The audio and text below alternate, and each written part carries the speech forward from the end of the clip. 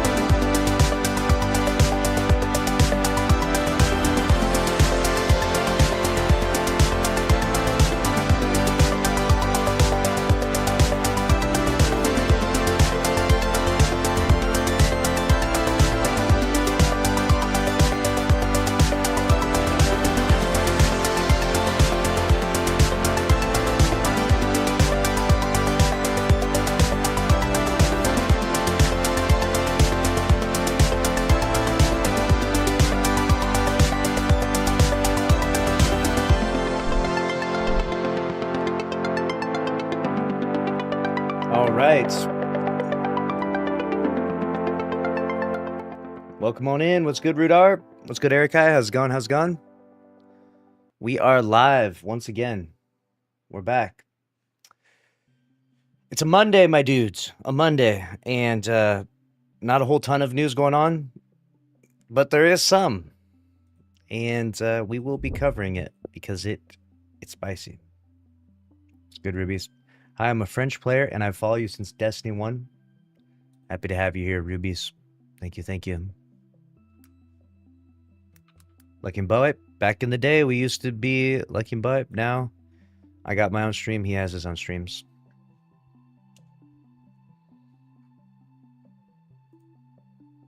All right, we got Destiny news. We got Marathon news. Lock in. Brostaff is here. What's good, Brostaff? What's up, what's up? Erica, thank you for the tier 1 and 20 months, Erica. Let's replay that. My money don't jiggle jiggle. Let's go. I like to see you wiggle wiggle for sure. Huge. Welcome to 37. I'm old now. I'm ancient. 37 years old, people. How old are you? How old are you? I can't help but feel like being 37, it's like right at this like middle age where it's like, you know, my body's a little bit older now. I miss being in my late 20s. But to be fair, I bet when I'm 47, I'll probably be like, 37 was pretty good. When I'm 47, I'll feel like 37 was incredible and that I was complaining about nothing. Right? I'm sure that's the way it'll be. But, yeah, that's how it is right now. 37. It's crazy. It's crazy. I feel like what's an interesting thing about age is it feels like you could snap your fingers and you can like relive a memory from 10, 20 years ago. It's so bizarre to me, you know? So crazy how it works. Time flies, dude. Time flies. We got people in their 40s and 30s in here. What's good, my zombie inside? What's up? What's up?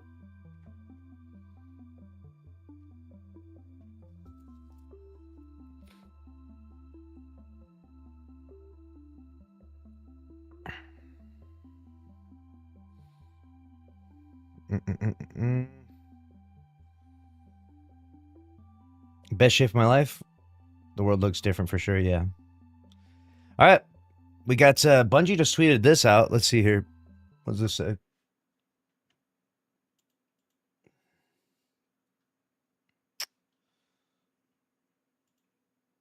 Fix this. They fix this.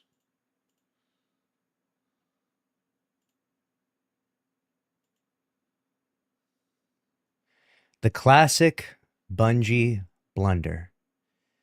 Marathon development team says we're aware of reports of Vault Breaker closing down a bit earlier than intended. It is still scheduled to remain live through August 18th. 18th? Another 15 days? They accidentally shut it down early.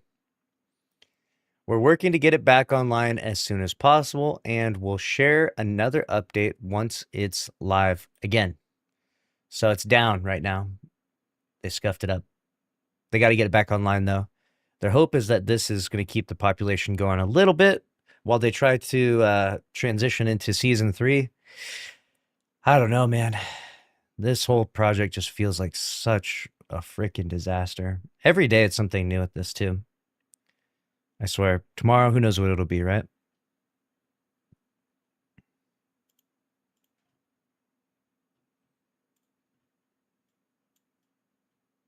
You go play D2. We will be playing some Destiny 2 today. We got more left in us. All right.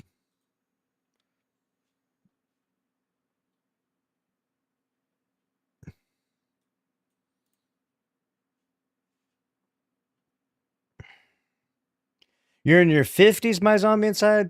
God damn. I feel like the 50s is a good time right now because of gaming. There's so many different games to play. Like you can just sit at home, play games, watch TV. It depends on if you're retired or not, though, I guess. But here we go. We got another news story here. This is a Bungie dev.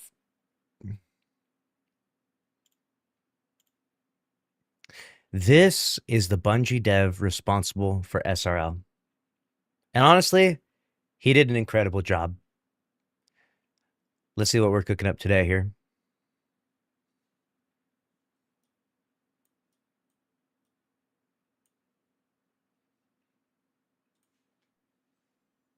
So one of the last things I did for Destiny 2 were these grounded emotes and grounded dodges for the Sparrow Racing League.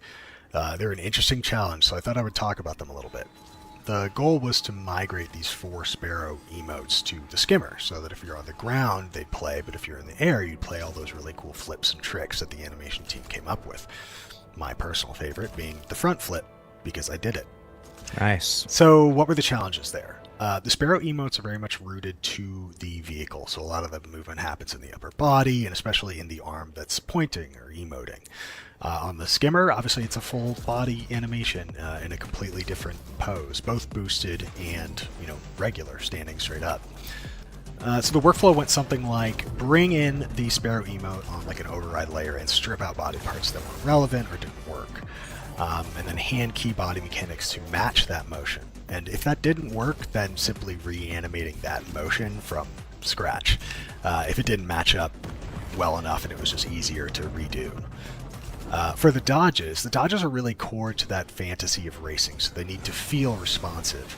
Skimmer dodges before I like the dodges. SRL, if you've seen them, are these big, regular, huge flourishy motions that don't really match those Sparrow dodges. And since these only exist in Sparrow Racing League, they needed to feel very much like the Sparrow ones, and both in distance and like responsiveness. My first few iterations on those were definitely a lot of like lead and overlap, and like they just took too long.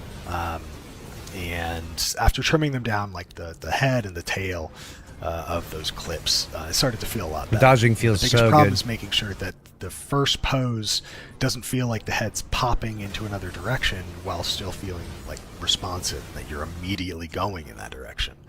And that's it. I wasn't at Bungie for the first iteration of Sparrow Racing League, but I'm really, really happy I got to be a part of its return. So one of the I didn't even notice that the dodge, left and right dodge, was different. I completely forgot. I hadn't been on my skimmer recently, but I remember, it does that like big 360 loop when it dodges. Pretty fascinating stuff, and it's kind of crazy that you have an entire person that is dedicated to just the animations of SRL. It's expensive. Expensive for these devs. Expensive for Bungie. But there's just so many moving parts. It's crazy, huh? Wild. I think he did a great job with the animations, though. I actually love the return of SRL.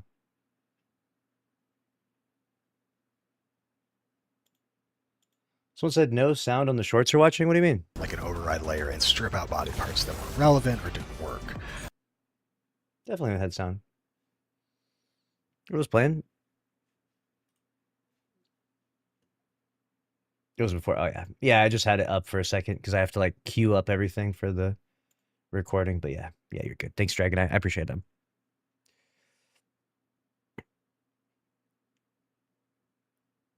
All right. Not a whole lot of Destiny news going on here. Let's see what else we got here.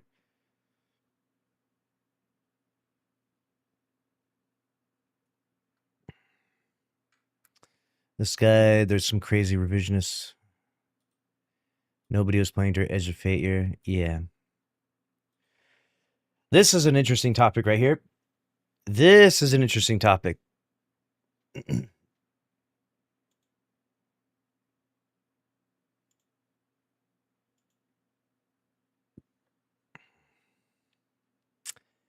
Bungie said that Destiny 2 was unsustainable. But is that the truth? Or is the truth that it's Bungie as a company that's unsustainable? This has become top trending on r/Destiny the game, and I decided to investigate myself, and I think what I found is pretty crazy. Like we mentioned before, where the devs are located depends, changes the budget quite a bit. And so just to give you a comparison, this will blow your mind.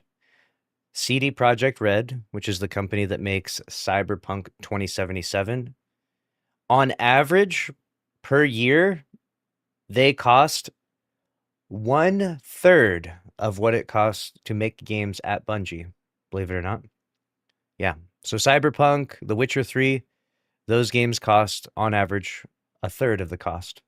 So if you were to take the Cyberpunk studio and relocate it to Seattle or Bellevue, the quality of the game would not change in any way, but the cost would 3x. So for every $1 you spend $3. And it starts to add up quite a bit when the average approximate cost for a Bungie dev per year is around $225,000 to $300,000 per year. And that's including their salary, the computers, everything, right? It's crazy to me that it's that ballooned up and out of control. I can't believe the comparison between those two. And if you want to hear another one that's even crazier, or maybe just as crazy, perhaps, Larian Studios, which is from Belgium, and they have like Eastern European devs. They're making Baldur's Gate 3 for almost the same thing. Baldur's Gate 3 costs an average per year about $90,000 to $140,000 per dev, and Bungie is way more than that. Obviously, $225,000 to $300,000. It's crazy, man. So truly, what killed Destiny 2, but what also gave life to Destiny 2 was Bungie. So, it's a double-edged sword in some ways. But really what killed Destiny 2 in the end was that they're located in this super premium area where they need to have ridiculously high budgets and pay themselves, hundreds of thousands of dollars annual salaries and millions of dollars in payouts and from their buyout from Sony and stuff. It's just, it doesn't work. We need to take Bungie and relocate them to Eastern Europe, Belgium. We need to get a new Destiny studio, maybe not Bungie, right? We need to get a whole new Destiny studio, and they need to be located somewhere that's just more affordable. Then the project would have longevity, right? The project would have longevity. Bungie went on a spending spree when they got their $3.6 billion instead of investing in their own games. Well, here's the thing: when Bungie was acquired, that they didn't give them $3.6 billion, right? Like Sony bought them, and then Sony had the ownership of them, and then Sony is paying all of the salaries and stuff. And at that point in time, there was people who had stock options, and they got paid tens of millions for some of them, the people that have been there for 30 plus years. And I mean, I don't know how they could even invest back into the game once it's owned by Sony, right? Like, I'll give you a good example, just as like a thought experiment. It's like if Pete Parsons is paid, let's say he's paid, $75 million from his Sony deal. Does he write a check to Sony then and say, here you guys can have my 75 million, put it back into Destiny? I mean, that sounds pretty altruistic and incredible. And in that situation, we're talking about the Saint Pete Parsons, and we build statues of this guy. If he invests 75 million into the project after it's sold to Sony, but unfortunately, Sony's also a billion-dollar company, so writing them a check for 75 million maybe doesn't work exactly like that. I'm not sure. If he like gave money or gave his payout directly into the Destiny Foundation or to the devs or something, I don't know. It's hard to say what that would even look like logistically, but I get the point. I get the sentiment you're trying to say is that, Sony bought these guys. They each got their big payout and, and they're enjoying it as such. Was Destiny unsustainable or is Bungie unsustainable? Recently, I've heard Destiny wasn't profitable as much as Bungie hoped for, but I failed to understand how. It was always one of the most played games with a lot of microtransactions. How is it not profitable all the time? Bungie's management was unsustainable. Destiny was profitable, but not profitable enough. Whether it was the greed of the CEO or shareholders or Bungie's ambitions being too big for their budget, Destiny simply wasn't profitable enough for them. It was profitable enough, but doing dumb things like a campus and pouring hundreds of millions of profits into a niche genre where even the most popular game only ever has like 15K users and expecting it to make them the return. So they did buy this huge HQ, right? They spent a ton of money on this thing. And now it's going to be completely vacant. I mean, maybe they'll turn it into an AI data center, right? Could you imagine? The Bungie HQ transformed into AI data center. That would be quite the headline, dude. I don't know what will happen with that Bungie HQ, but definitely is some bad investments. And unfortunately, Destiny was cutting it close, Destiny was cutting it close, it would seem, and their hope was to save themselves with something new versus save themselves by maybe fixing some of the problems in Destiny 2. Probably Rockstar bought out their HQ. Yeah, maybe. They could, at least Rockstar could buy it over easily.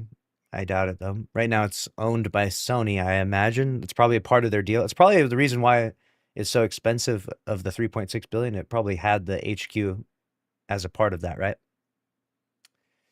So that's where we're at with that. Crazy.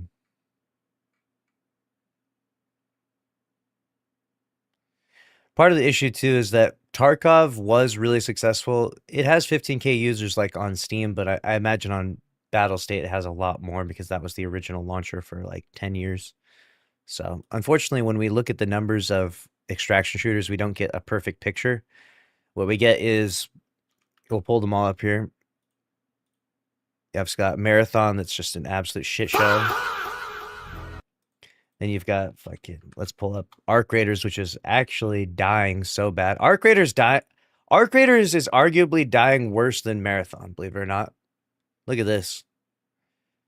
Arc Raiders hitting 35K players, 34K players, 35 regularly. This is brutal. Arc Raiders at its low points now is hitting 13,000 players. How insane is that? How insane is it that Destiny 2 has more people online right now than Arc Raiders? And this game was meant to be the Fortnite this year. Like, this was the new Fortnite. And Destiny 2 is outclassing this game. Like, that's insane right now. And then if you pull up the charts for Escape from Tarkov, like I said before, don't make the mistake of believing that this is the accurate number of the game. But goddamn, there's a lot of people on right now. What the hell? Dude, Tarkov is on top, baby. God damn. Look at this. This game launched in November 2025 on Steam. Like I said, though, for like 10 years, more than 10 years, it was on Battlestate's launcher. So that's where the majority of people are going to be at. And then look, it had nights. Look at it. And then just like here in May, it goes up to 28,000. 30,000? What is happening? Tarkov has taken off. Tarkov actually killed it.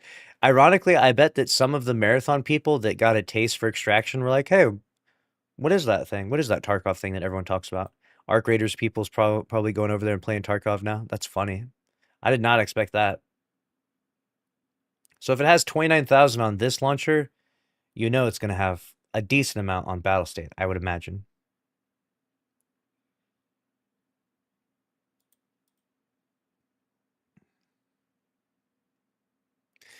That's what I don't get. It would have been a great small project on the side, but it got completely blown out of proportion. So Marathon would have been a good small project. The problem is, like we said before, the budgets for Bungie are 3x that of like CD Projekt Red, right? And CD Projekt Red, they're located in Poland. I don't know how many people are trying to move to Poland, right? Type one in the comments if you're looking to move to Poland anytime soon. But, so they obviously have cheaper costs there. The only problem is that it doesn't really matter where the games are made if the games are good, right? Because you playing the game, you live in Nebraska, you live in California, you live in Canada, you don't care where the game's made. The game could be made on Mars for all you care. Doesn't make a difference. Like you're playing the game at your home. So those costs and cost cutting measures and ways to drive the costs down are essential for the future of gaming. You're going to see more and more of these game studios like Bungie's. These guys are going to be dinosaurs. They're going to be dead. They're going to be out of a job because they're not willing to cut their budgets down. They're located in the most expensive area in the world.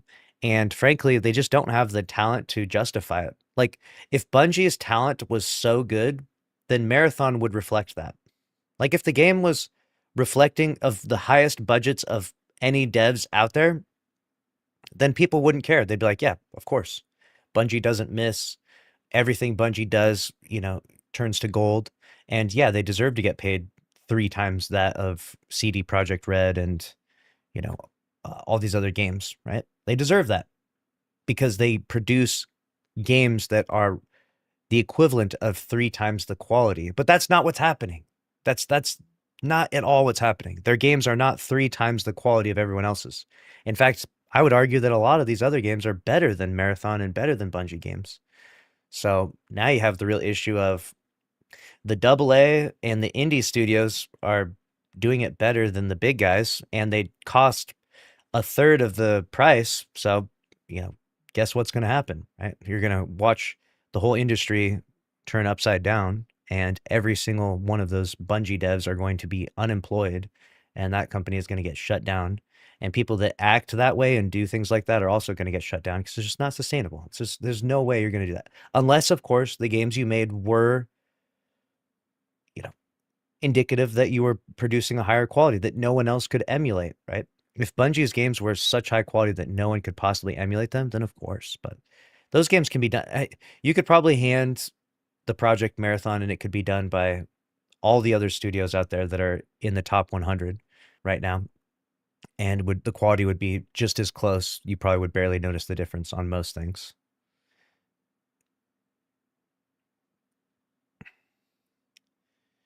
Compare Bungie's budget to Arc Raiders and their location in a annual dev versus dev comparison. Someone said, I can't wait for Bungie's next game, Gummy Bears. Well, that got taken away from them and put as a Sony project. Yeah, to give you an example, in order to compare, geez, this is so bad. So the cost of Bungie's devs to Marathon's devs is 2-to-1. 2-to-1. So every dev that works at Bungie is getting paid and costing double the money of a dev that works on Arc Raiders. So the Marathon devs cost twice as much. So the game Marathon needs to produce, it's not some magical equation here, right? The game Marathon needs to produce double the revenue of Arc Raiders, right?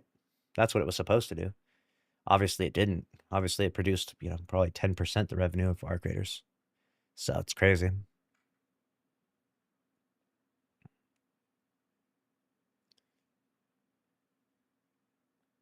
Someone said, I guarantee Bungie thought it was going to be an insane hit. It's probably the most delusional studio out there, unfortunately.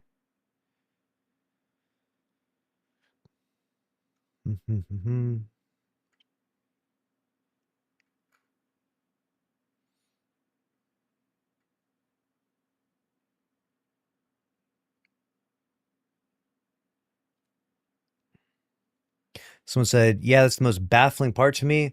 Were people clamoring for another extraction shooter? Fuck no. It's a niche genre that already has a few well-liked titles. For Bungie to stake everything on an extraction shooter of all things is absolutely mind-boggling. That's because I think they got their order of operations wrong. I think that Bungie saw that Destiny 2 was redlining, and so their thought process was we need to make a new game to save ourselves as a company. That's what they thought, right? And that's an okay thought process. The problem in terms of a creative space is that that's the wrong order of operations. Because when you start with, we need to make a thing and it has to just be good, you never really land at the end product as being good. Usually, what you want is a really, really good idea, a really good concept, something that's like solves a problem, something that's never been done, something that gamers really want, something that people are desperate for, people are screaming for, right? You start with the idea and the concept that the consumer wants, and then you work from there all the way to the product, right?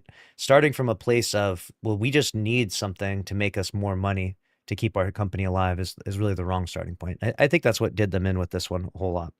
Because there's nothing about Marathon that says this is what the Destiny players wanted. This is what the Halo players wanted. This is what the Bungie fans wanted. There's nothing about that game that screams that. So I don't think they even had the consumer in mind when they conceptualized this product. I genuinely think they just needed something. They're like, we have to make another game. We're going to start all these incubation projects, and whichever one of these lands the best and feels the best, that's what we're going with. And it doesn't matter. We have to make it work.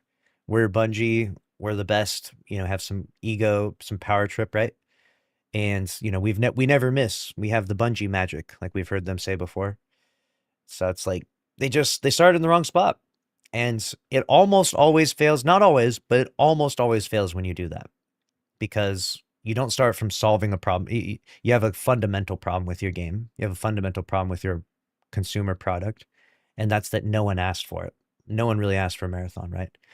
People did ask for a Destiny 3. People would have loved some Destiny spin-off projects, I'm sure, but no one asked for this one. Bungie's devs really liked Escape from Tarkov and wanted to do their own. That's how the new Marathon started. There's nothing wrong with that. Just look at Escape from Duckov and Indie Extraction, as brilliant as it is whimsical. How is Escape from Duckov doing these days? Escape from Duckov, this meme game. Yo, they still got, damn, they almost got more players on their game than fucking Marathon. Dude, Escape from Duckov's peak is 4,000. Marathon's peak is 5,000. Oh, good. There's no way, dude. That's gonna be funny, dude. When Escape from Duckov clears Marathon, that's brutal. That's brutal. Damn. This is a story in two images right here. You know what's crazy? Escape from Duckov has 300,000 as its all-time peak, and Marathon has 88,000. Like, this game, Marathon, is getting absolutely destroyed by a fucking meme. A literal meme of a game. Like, this game is it's a complete joke. Like, it's just, I don't understand. Like, what are we even talking about anymore with Marathon? Why are we not just throwing in the towel immediately? Things turned out as they did due to all of Bungie's issues stacking on top of each other. Bungie Tarkov should have been a side game to Destiny set in the Dark Age. Oh my god. Can I give this like a super like or something? I want to give this guy a fucking award, literally. Thank you. This is exactly what this should have been. It should have been set in the Dark Age on a separate timeline, maybe, or maybe on the canon timeline. Dude, if it was the canon timeline and we went back, like I've said before, the Battle of Twilight Gap, dude, oh my god. Or we went forward in time or something crazy. I don't know, man. Just whatever it would be, right? Or it could be an alternate timeline as well, like what they did with Destiny Rising. With a small budget and a humble scope, leaving things open to grow. It would be so good. But such a project is unacceptable in the AAA sector that is completely ruined by capitalism, as well as utterly foolish for a company in such dire financial straits, refusing to properly invest in their only revenue stream. Yeah. Someone said, yeah, and I mentioned this on a comment further down. There's nothing wrong with investing part of your cash flow into new products. That's business. but doing so to the point of neglecting your actual cash cow slash only revenue stream and letting it die is pure mismanagement. And I think it should be said when we look at this, it's like, let's say there's 1,000 devs at Bungie at one stage in time when they're doing this. Taking like a handful of devs or a dozen devs and having them work on like incubation ideas is not really a bad idea, because you want to explore other ideas and other concepts. Some of those spin-off ideas were Destiny games. None of them stuck, none of them landed well enough for Bungie at least to give them the green light. I wish they had, because that would have been nice, but unfortunately they didn't. So you're just left with, no more Destiny ever, it would seem. But it's not really a bad idea to try that stuff, because you still have Destiny 2 going, and it's fine to experiment and try some new things. It's not like you have to take your 1,000 devs, right? And you have to take 800 of them and allocate them to incubation projects. Like, it's not how that works. So I think when you look at the numbers of it, like if you have 1,000 devs, right? And you take a few of them and let them, try out some new stuff with the IP of Destiny or Marathon or whatever, as an experiment, I think that's good. And I feel like with Marathon, even what they should have done is shared this concept with the community and said, do you guys think this would be interesting? Do you think it would be interesting for a extraction shooter that looks like this, and show us the art style? Because I think if they had showed us that really early on before they invested millions of dollars into it, right? Like, just as a concept, it takes like, you could probably put together a presentation for this in less than a week. Like, it does not have to be $1 million project to conceptualize Marathon, right? They could have shared it with their audience on their social medias, and then everyone could have emphatically thrown tomatoes at them, and everyone would have said, God, no, that looks ugly, that looks stupid, we're not playing that. And we don't want to play an extraction shooter. So then they could have just canned it early on, right? I think this is the key here, and a lot of this is that listening to your audience, experimentation, but willing to learn from that experimentation, versus just like full steam ahead. We don't give a shit what our audience says. We don't care. We're spending the money on this thing. We're blowing 250 million. Fuck it. Here we go. Let's go, boys. Fucking 250 million, rather, not 250,000, $250 million burned in an instant. It's like, dude, this is crazy. This is so bad. Someone said, yep, the Dark Age Tarkov as a non-Guardian trying to get to the last city would have gone so fucking hard if it had a campaign, PV stuff, and then a Dark Zone for PvPvE. Damn. That'd be cool. Dude, there's so many different ways you could do it. Could you imagine a Destiny extraction shooter? Let's say they're committed to the bit, right? They're just going to do it anyways. Can you imagine you're like running around and you don't have a bunch of light abilities, but like if you exfil or if you get to a certain point in the map, there's like a ghost and you got your ghost. From your ghost, you get light abilities. So like you get a fucking Missile Titan super. Eventually it starts charging up. All I'm saying is there's ways you can integrate the mechanics and the space magic of Destiny into it while still keeping true to the thing that makes extraction shooters fun for that audience. There is a world where I would genuinely play a Destiny extraction shooter every day and have no problem with it. There is a world, there is a version of that where I actually would like that, just because I like Destiny enough. And if it had more than just extraction, especially, I would play it. And then it would give you some options. Imagine you could bounce back and forth from Destiny 2 if it wasn't dead to the extraction game over there. That'd be so cool. So that way, when Destiny 2 is really boring and dry, you're like, I'm tired of this game. I'm gonna go play the other game. And that would just be best case scenario, I think. I know not everyone likes extraction, but I think that there's a funny part about the Destiny audience where even if you didn't like extraction, a lot of us like Destiny enough that we're kind of like, we're willing to get pushed further than we normally would, if that makes sense. Like, I don't like Gambit, but I still jump in once in a while and play it, right? Because it's Destiny and I want those weapons and I like Destiny and it's fun, And I've already spent so much time building my, I have all the exotics and all these armor and stuff. So like, I'll go into Gambit once in a while.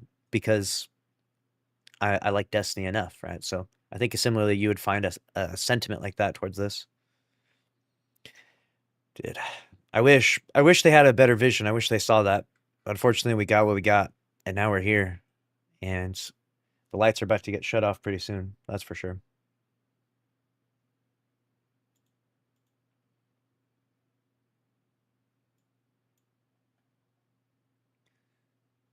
All right, so let me do this.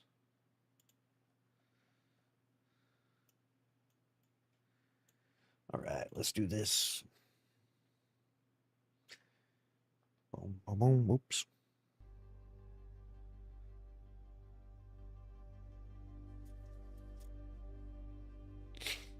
Yeah, if Marathon had been a mode inside Destiny 2, that would be awesome. The only issue is like the bloating of the game, I guess. Like that's the only like thing I would say is like a problem is the game getting too bloated, but I don't know. I feel like we had room for that. We could have filled in the spots there. Could have made it happen.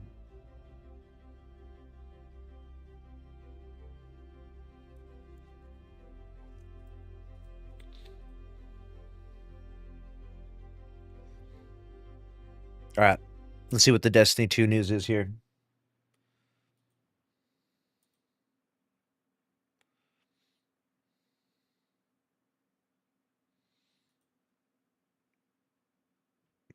This is the Destiny 2 news. We got new D2 changes and content updates, special loot, D2 fixes, featured mode.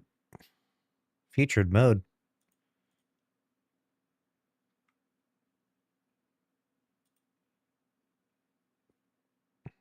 Uh-oh.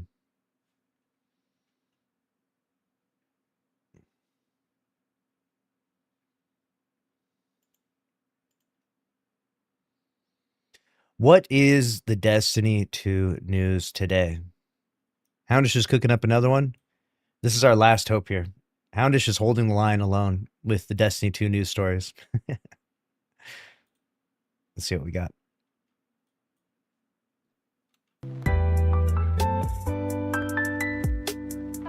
What's up guys, Houndish here, and today we're jumping in with another Destiny 2 video ahead of the weekly reset coming up on the 4th of August. Wow, it's kind of crazy, it's actually been nearly 2 months since Monument of Triumph dropped. And importantly, people are still playing the game. It's been 2 incredible months, right?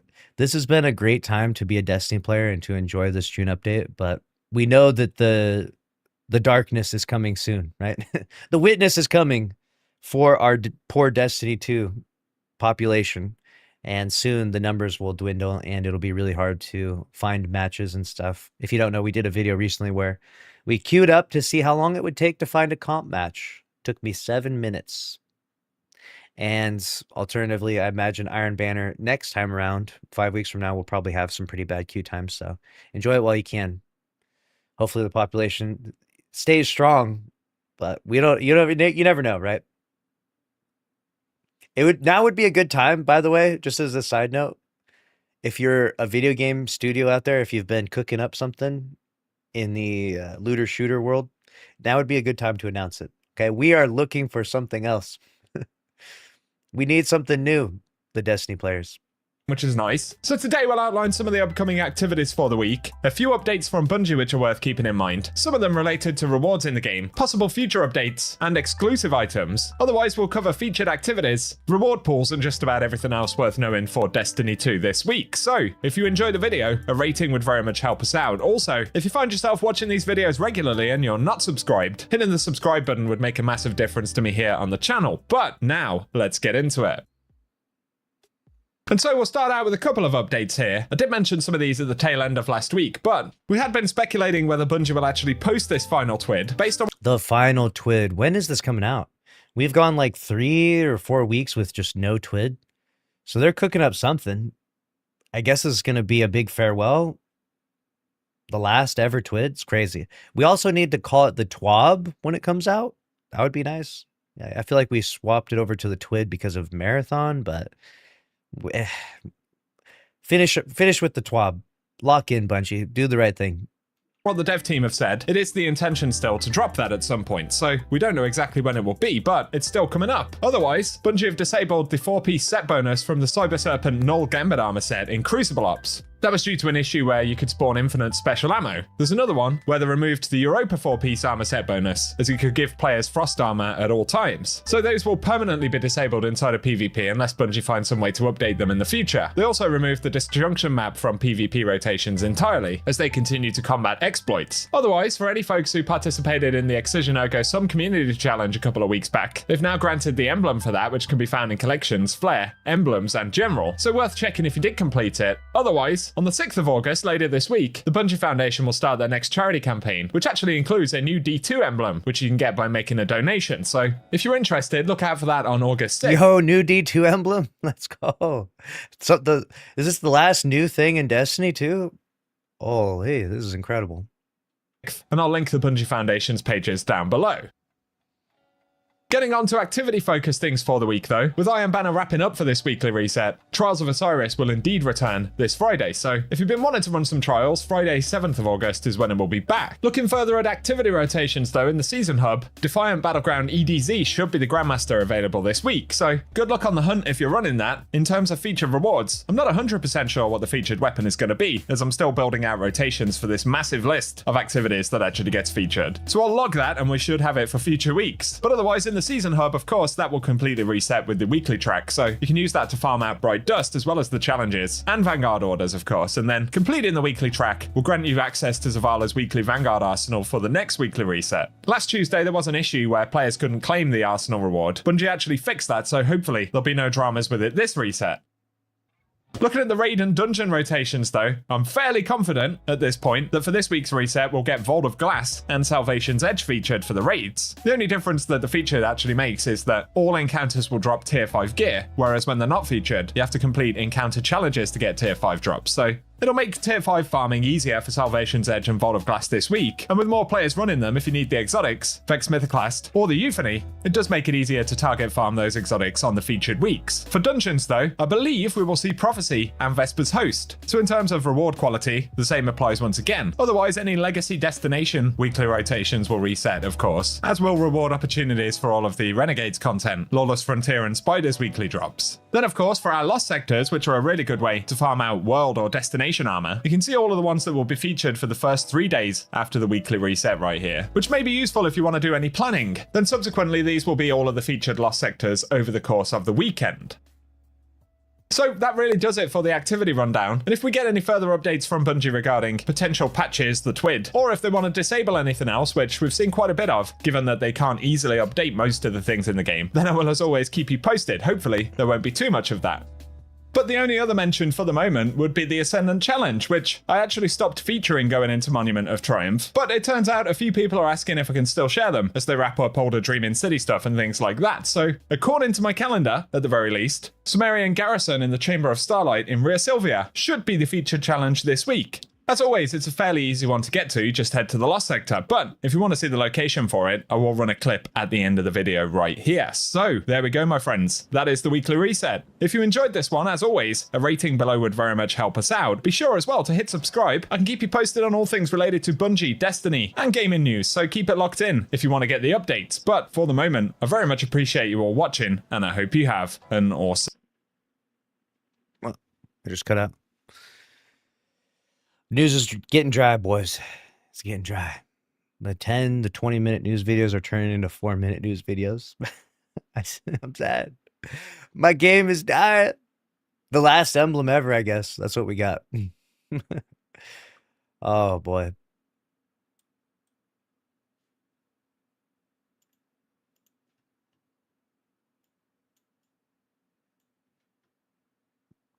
Took me 16 runs of duality and finally got a Storm Chaser drop. Nice. There you go. 16 runs.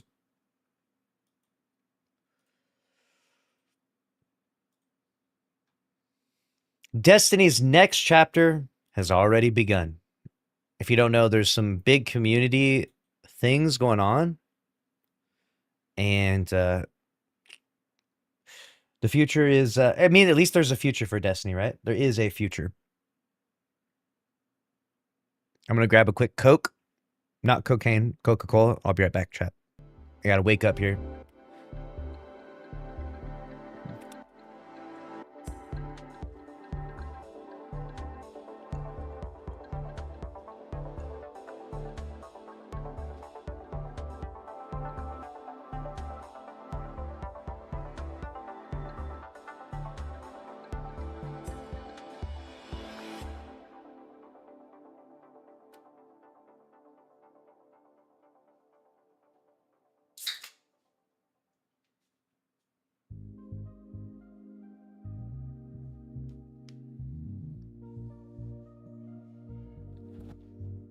And we back.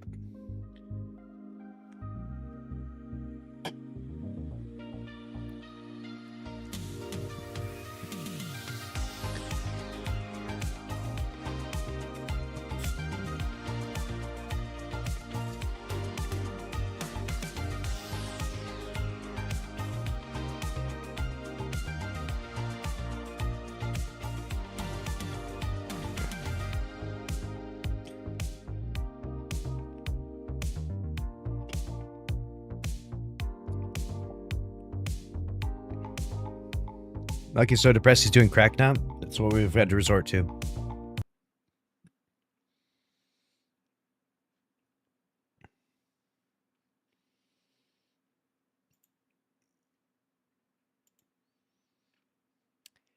Destiny's next chapter has already begun. The community said, fuck it. If Bungie won't do it, we will. Destiny lives forever. Or at least as long as we can keep the lights on. Let's see what we're cooking up today in this video from Evase. Top trending in the category. It's already been 2 months since Destiny's development ended, and most people have already accepted that the game's future is over for now. But I don't think the story fully ends here. After looking and reevaluating everything that's happened since May, I think there's still a path forward for Destiny. And the crazy thing is, it's being forged as we speak. Let's talk about this.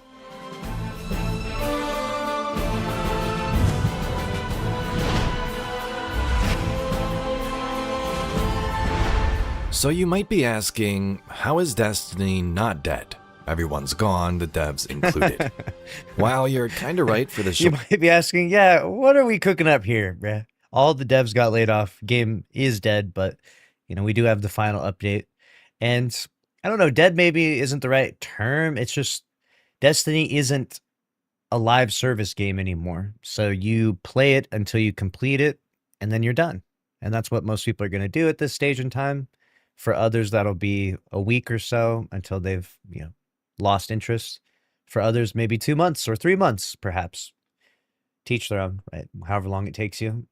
But, you know, 6 months from now, I don't know, man. I don't know who's going to be playing Destiny consistently. You know, once in a while, new people might pop in just to try it out. But it's going to be a really weird time for a former live service game to receive its end of service, keep the servers on, but then also suffer due to probably low population numbers in like 6 months, right?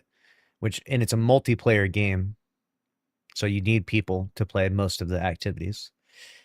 It's going to be a weird time. It would have been nice if Bungie cooked up a weird thing. I know this sounds insane, but imagine if you could load into an activity and you could get like 5, you know, AI partners or whatever. Like you get like an overload captain on your team or something. An unstoppable champion is thrown in there. And so that way you can solo go into the raid or go into an activity, a dungeon, and clear it because you've got some guys on your team. Get some of those Braytech guys with the rocket launchers. Get some of them out there. You know, that way you could experience the entirety of Destiny, even when there's no people online. Short term here, sitting 2 months after the aftermath, there are some positives we can pick out. And it also depends on what your definition of dead is when it comes to a game. I would think that would mean literally 0 players and servers offline, but we've heard the term dead for years. Destiny is not in that category this exact moment, yet at least. The game will have a decline over time, but I think will stabilize itself and have some people playing all the time. Might not be the best specifically for a We'll still have more players in the marathon. You already know that's true. Just saying. Had to throw a little shade out there. live service game with tons of matchmaking, but the experience will still be there. See Destiny 1. So today I want to talk about ways the community is keeping Destiny alive. If there is one thing that keeps Destiny alive, it will be the community. We proved this through driven efforts like the Sony State of Play, and during the Summer Games Fest with chats full of Destiny 3 emotes. The Change.org petition has passed 400,000 signatures, and it was even tweeted by the Change.org team itself That's what I'm just saying. last week. W. Other games have had droughts for years. Halo could be an example. They still release games, but 343 and Halo Studios has fumbled a lot, yet people are still there. Destiny 2 players will dip naturally, but players still remain, and most importantly, fans still remain. We will be here whether Bungie releases a new game or not. I will be there no matter what. So community members have started the Destiny 2 Community Hub. The announcement was a while back, but I began to follow it recently, and I think this could actually be a positive thing for Destiny fans. As development on the Destiny franchise winds down and the TWID enters its final chapter, we'd like to offer the community something to carry that tradition forward, the Destiny 2 Community Hub and the Community TWID.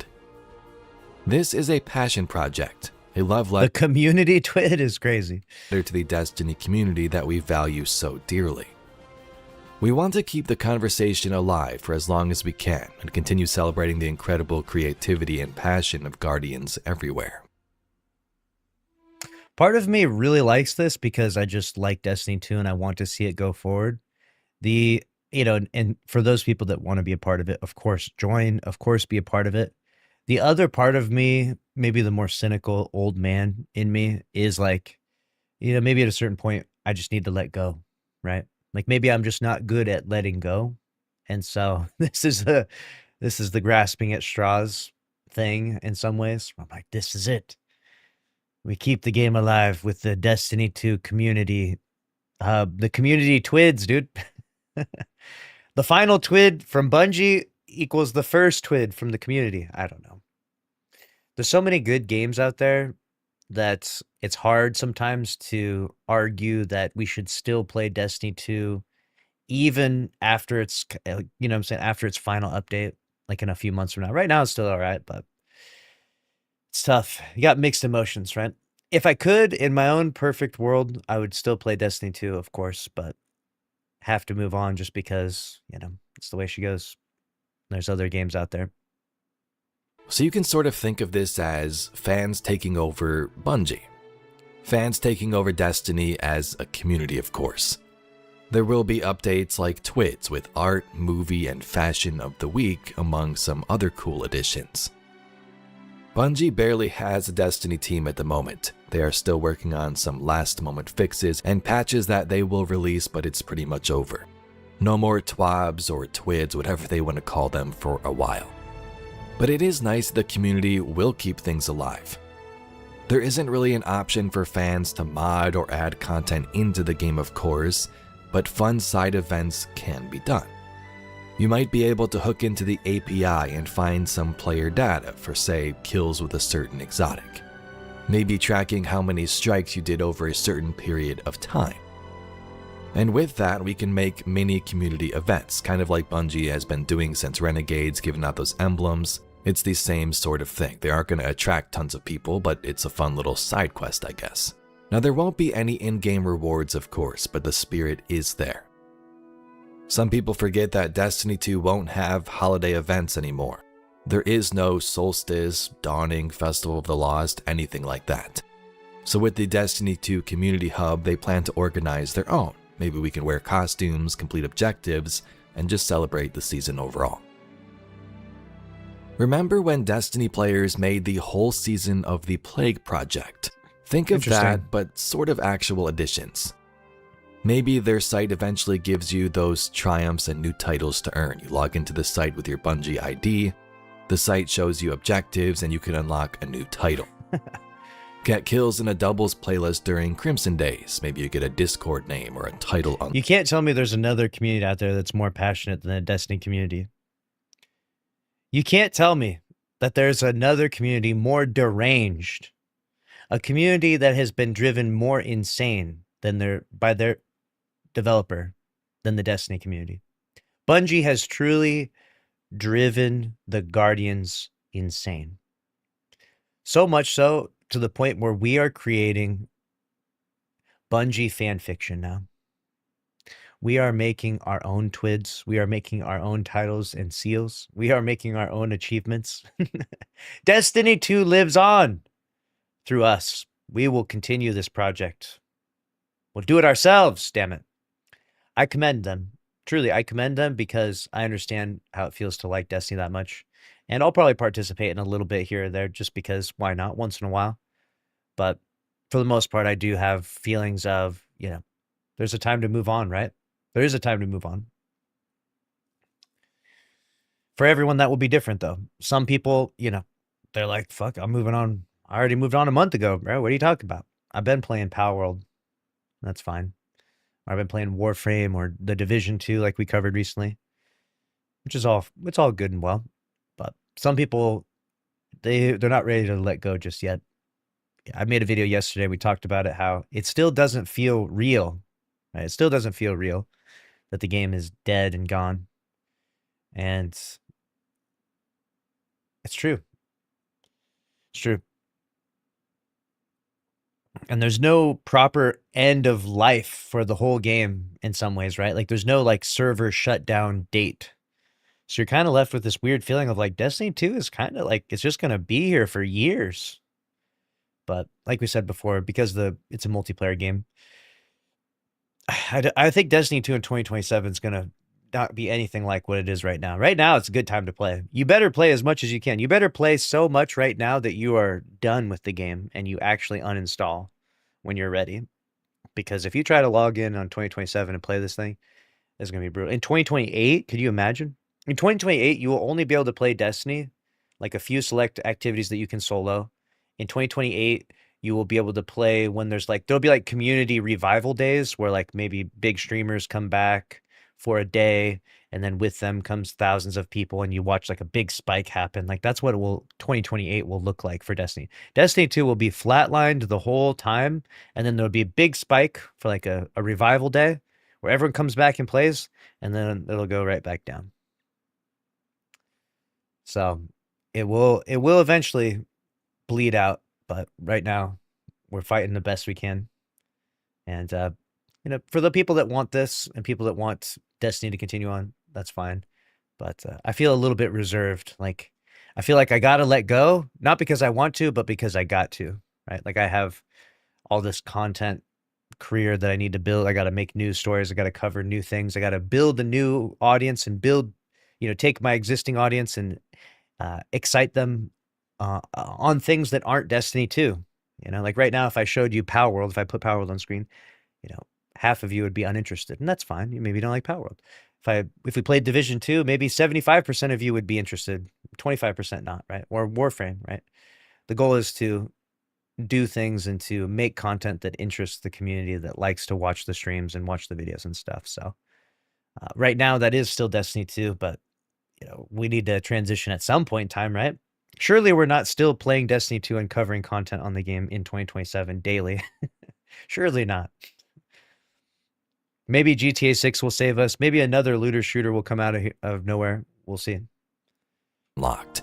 It would be way cooler if it was in the game, but at least it's something to do for Destiny players if they've basically done everything.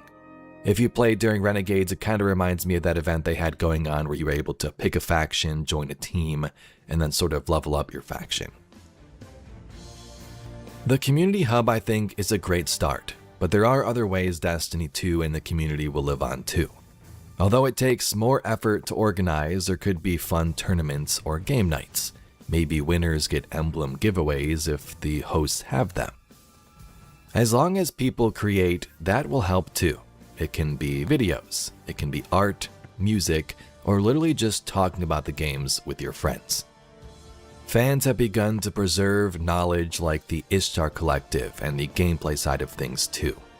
Fans have turned into true Guardian leaders, helping new lights venture through this crazy universe. The only downside is that we are kind of limited with that live service aspect. I mean, imagine if players could create a custom raid mission. Dude, if we could create a custom raid, if we could create custom PvP maps, do you understand how alive this game would be? We would never let this shit die. We would be making a new map every day until fucking 2050, dude. They would be going on forever. The community would never stop. If they had given us the tools to create our own things in the Destiny universe, God, that would be incredible. Or a Siva strike. I don't know how I would feel about that story-wise, but it could just be like a custom games and Forge type thing like Halo did. And in my opinion, it definitely could have kept things going for years with possibly higher numbers. Fans could have truly made a Season of the Plague, made their own campaigns. Another cool project I found is the lore map of Destiny. This is a site that will guide players along in their journey, introducing systems to you and most importantly, the story that has been vaulted for years. The site already has some cool additions like a lore map image, which is gigantic, and links to various videos that can help you out. It even includes some of my videos, which I was grateful to see. Tools like this will help Destiny live on and maybe even fix some of the game's biggest issues for new players if they are aware that things like this exist. That's kind of going to be the hard part, spreading the word, but I provided some links to some of these resources down below, and I think the community hub could be the best source for literally being a hub, a place people can go to and maybe find these different branches. With Bungie's future uncertain and Destiny along with it, we don't know how long it could be until we get a new game or even word on some type of announcement. But I think the fact that players are willing to create these additions shows how influential and powerful the Destiny community can be, in the positive times of course. I mean, just think about it, Bungie originally made the companion app, but players took it a step further. They made Ishtar Commander, Destiny Item Manager, D2 Armor Picker, the Ishtar Collective, and lore sites like Destinypedia. If people didn't care, they wouldn't have even bothered. And we're even at a point now where the game has no more support from the devs, yet the community still wants to build up for this game, which I think is amazing. There's tons more third-party apps that exist and have existed in the past, and there's new ones arriving like the ones I've mentioned. If you know any cool tools for Destiny fans, be sure to leave them in the comments.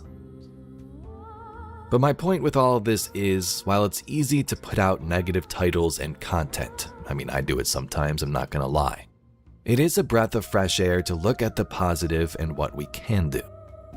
If you still love Destiny, you're probably still watching this. If you still love Destiny, you can play it still, and you can still make epic moments with the community. It will just be a little harder because we always compare it to the dreams of the past, but let me know your thoughts on all of this down below. But anyway, Guardians, that's all we got for today's video. All right, there it is. That is a breakdown from Yves on Destiny's next chapter and how it's already begun. The Destiny 2 Community Hub and others, we're taking the torch. The mantle is being passed from Bungie down to us. And now we are the Guardians' last hope. We are going to keep this alive until they shut the servers down. Could you imagine? Then what? What happens after the servers get shut down? Then we all have to go somewhere. We all have to go play that Destiny 2. Do you ever see that Destiny 2 Minecraft mod? That's where we go. We take it to Minecraft. Minecraft will never get shut down. I don't know, man. I do think it's cool that people are trying to keep it alive in their own way, and obviously it's an optional thing, right? It's an optional thing. You're not forced into doing it. So as much as I might be cynical at times, I do think it's a cool thing overall. But we'll see how it goes. We'll see what goes on for the future of Destiny.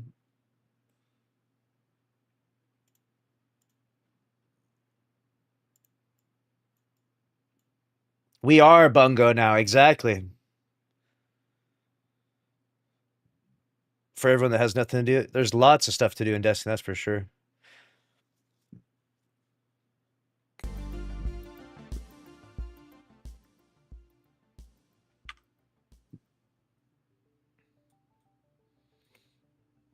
All right.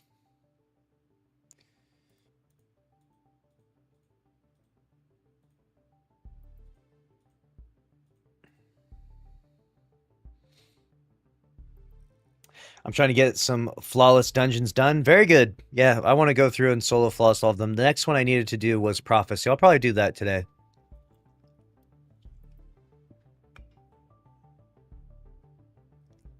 In fact, I'll give it one try right now. Fuck it. We ball. Now you got me up to it. Now you got me locked in on this. I'm going to try it. List off all of Destiny's dungeons in chronological order. I fixed my lighting recently, chat. Does it look better? What do you think? Is the lighting looking good? I know I'm ugly, but does the lighting look good? I put a lot of money into this. I noticed I had like weird shadows on my eyes and stuff. I was like, that's not it.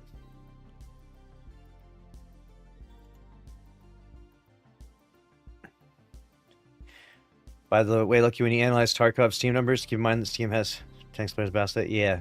Well, like I said, we don't know Battle State's numbers. We assume it's more, but I would assume, but we don't know the numbers specifically. Looks fine to me.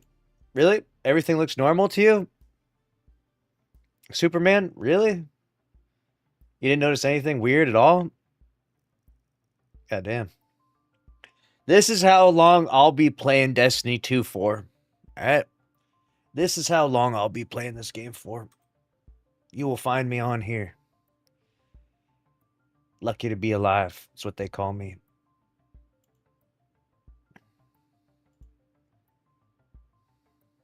Get that man some load. Yeah. Let's get KBG. How you doing? I have a bunch of these funny effects are killing me. I have a lot of really funny ones. Like this one. This is me when I browse r/marathon hate.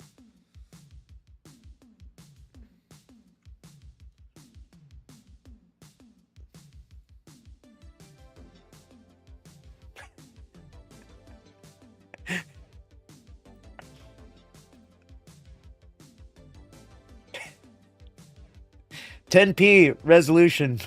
The 10p resolution.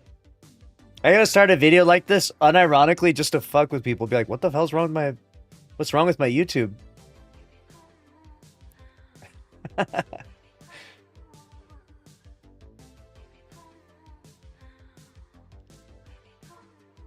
I'm working on this one right here.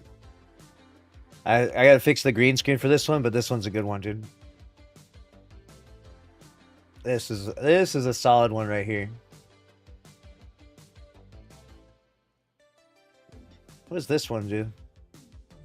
I'm leaving this one on for the rest of the day. Who wants to look at this today? Yes, sir. This is the shit of nightmares right here. Oh my god. Imagine you pull up to the stream and we're just rocking. No. All right, you know what's really funny? Oh my god. You want me to turn this on? There's a feature where I can actually turn it on so that the Twitch viewers can turn on the filters on stream. On stream, you can turn them on. It says viewers pay to trigger these, hook up the extension, and your most used lenses start paying you back.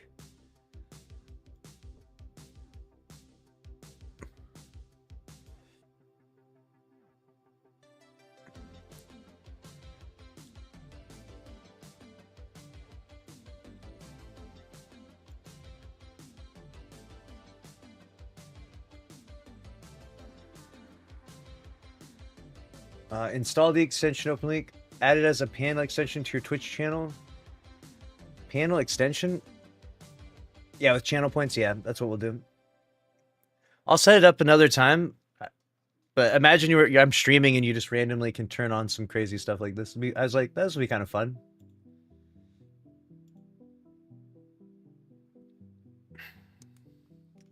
I'll add this. Obviously, it's not going to work for the videos because people watching the videos will be like, what the hell is happening right now? But we can add these in here. Why not?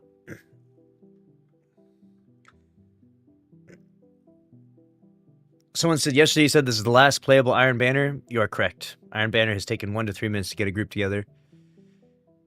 That was the last weekend day of Iron Banner, my dudes. As much as I hate to say it, that was the last weekend day of Iron Banner. I don't know what happens from here. Let's see here. We got this. I don't even know what I'm going to use to fight this guy. Do I use a sword to fight him? Probably use this. This looks good.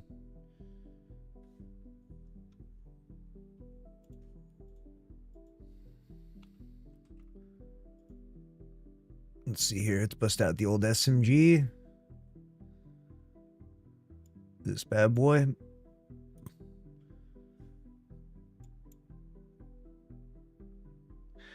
Why do you think that Allison is still working at Bungie? She's probably just working on... She's probably working on... Marathon, if I had to guess, but I don't know. They are working on an incubation project right now, so it's like, there is an incubation project, but that doesn't really mean that that gets greenlit, if that makes sense, right? So it sounds really good because the incubation project could be Destiny 3. For all we know, Bungie is sitting in a studio right now discussing how to make Destiny 3. The problem is that even if they come up with a really good story, like if Allison Lures cooks up the best story ever, right? And they have a whole vision and this, that, and the other thing, they bring it to Sony and they say, this is our budget. You know, Sony is going to see that big Bungie budget that's going to be like $400-500 million, and they're going to say, I don't think so. So that's the issue, is they probably are cooking up that. So then maybe they have to think of doing something that's more budget friendly, right? Like maybe something that's 300 million or 200 million. And I don't know what that would be, but it will be hard to pull it off. It could be a Destiny 3 campaign only thing, right? Can you imagine a Destiny game where it's just a campaign? Nothing else? Maybe we go back in time or forward in time or, you know, something of that nature. It's a possibility, but let's see here. Let's go.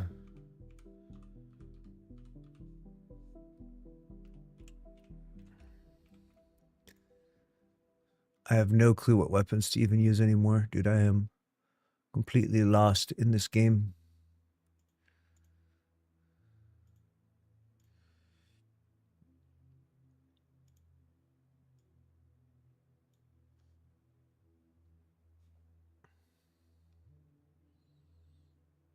Let's do this. Let's see here. This. Oh, what? I just put that in the vault. Damn it.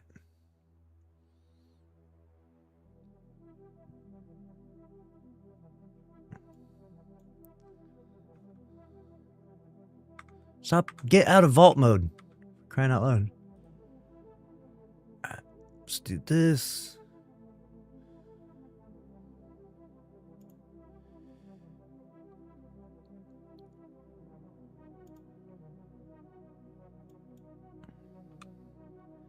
Let's do a fusion.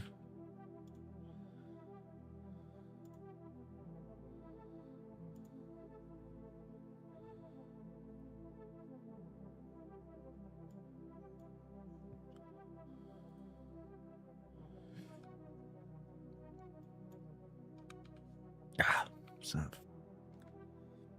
of... Get out of there. All right. Already now. Sword.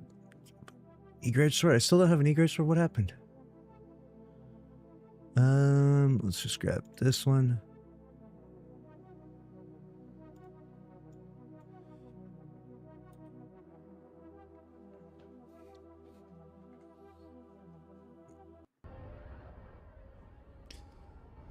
All right.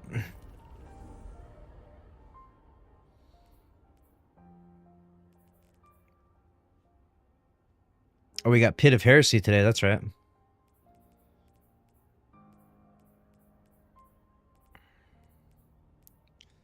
Go to the moon.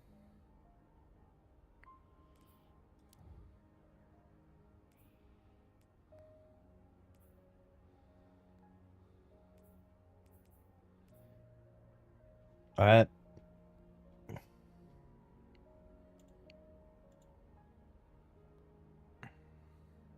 We are continuing our efforts to solo flawless every dungeon in Destiny 2.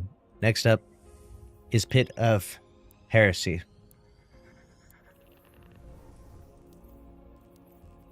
Let's go. It's time.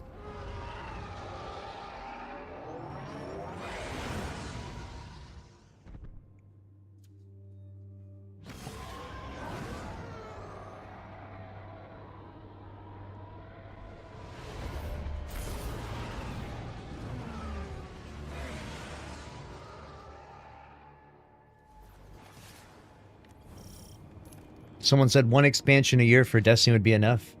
Keep it on low. I wish we had gotten something, but unfortunately, I think getting the green light for that was not going to work for Bungie's budget, right? They probably passed the idea off. They probably said, hey, what if we just did one a year?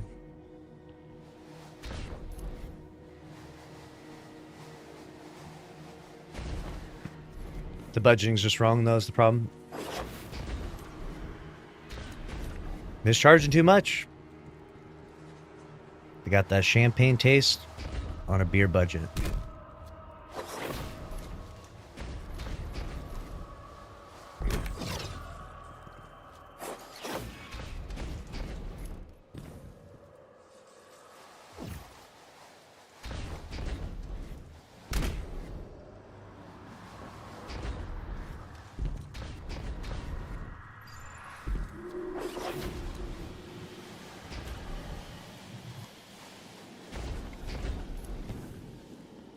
Alright, so I totally remember how to do the mechanics of this.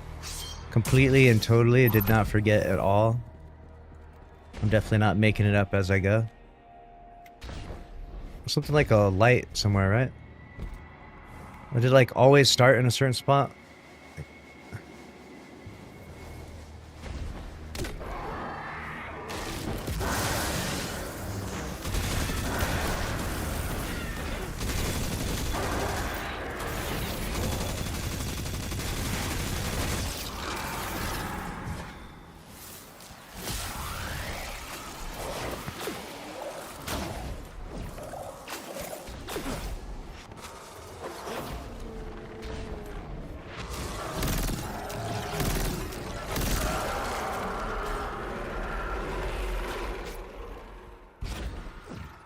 Where was this? It was like you had to go to a very certain spot and that had the first door. Not this one.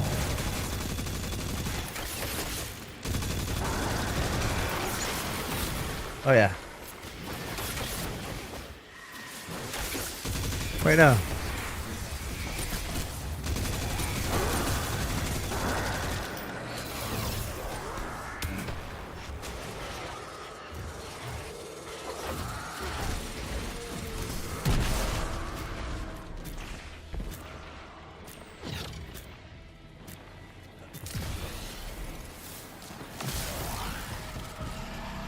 I'm going to A.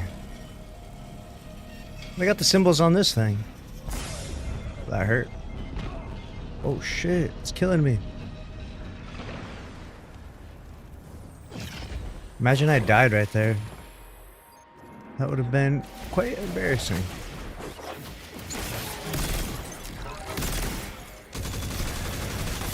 Aim is warming up the aim a little bit, we'll say. Alright. First up is Pokeball. Then we got Hung. And then Charlie's house.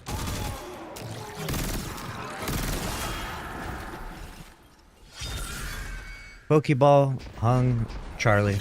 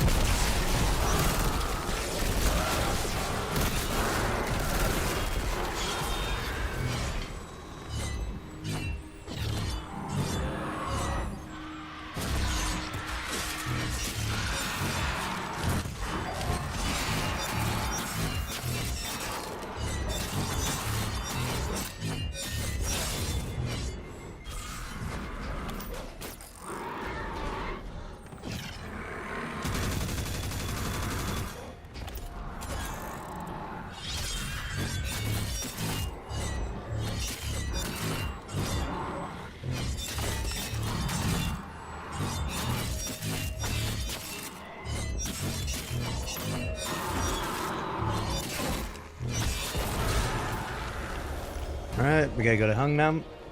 Got that guy taken care of.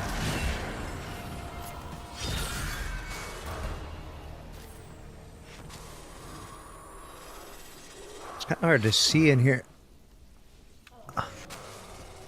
Gotta be careful this thing doesn't kill me.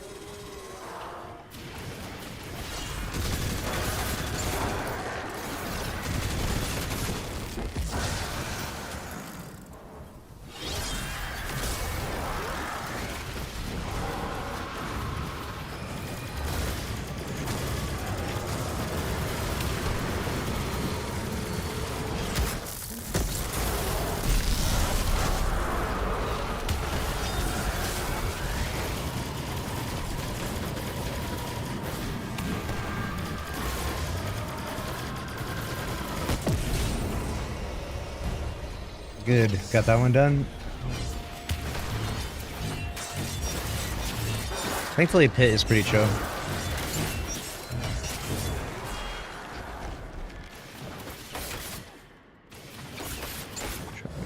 Go over there.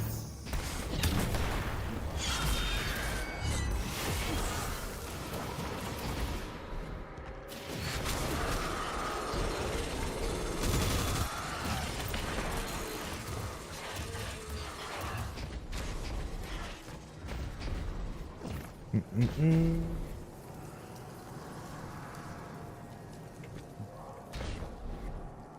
what I think's really impressive about this Pit of Heresy, it's like this is like kind of a huge area right here. And we only use it at the start of the encounter, right? It's like kind of an impressively large area. It almost has a feeling to me like this was like a raid area, if that makes sense. There's something about it that just feels like so huge. Am I wrong?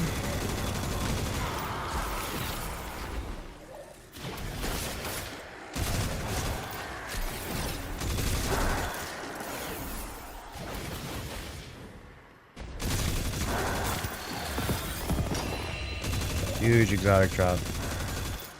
You gotta find where the knight is at. This one's like the wizards, right?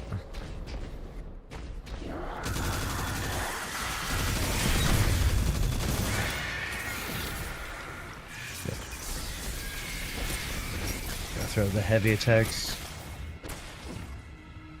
at the wizards.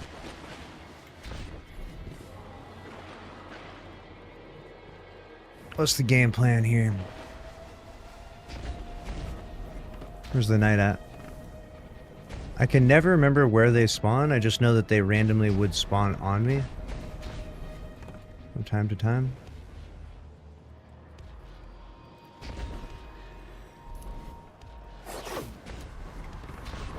There he is.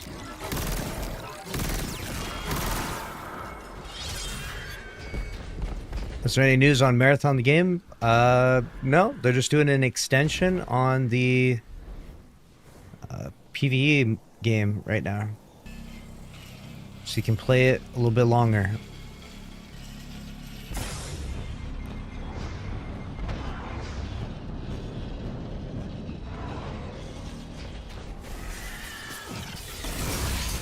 Oh god, that hurt. Holy crap, that hurt.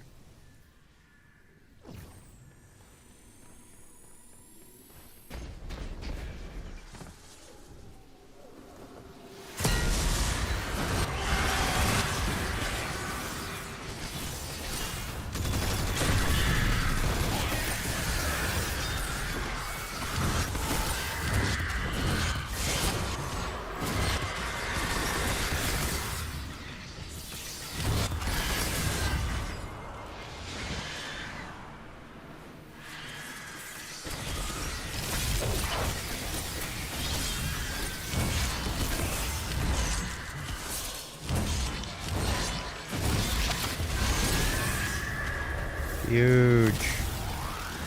A disciple of the broken blade falls. That's right.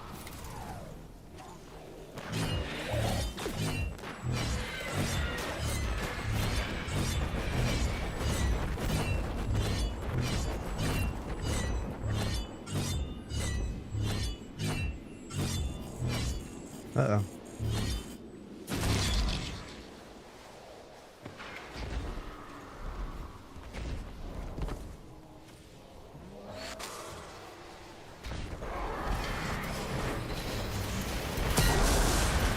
Why is my super... The super isn't doing the thing anymore. It's not traveling on the ground, it's bugged. That's like the third time it did that. That's fucked up, dude. We're doing this on hard mode now. You see that? The super hits the ground and it doesn't do the trail thingy.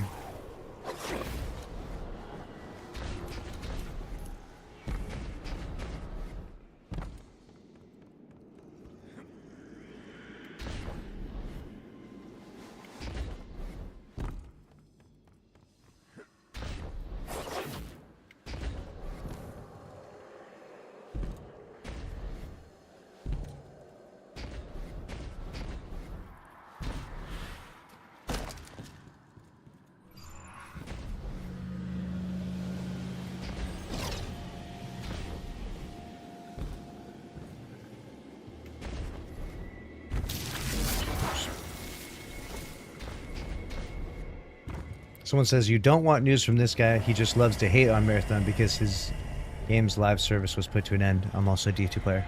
Hey, I don't hate on Marathon. I'm #1 Marathon enjoyer. What do you mean? I bought the game 3 times, dude.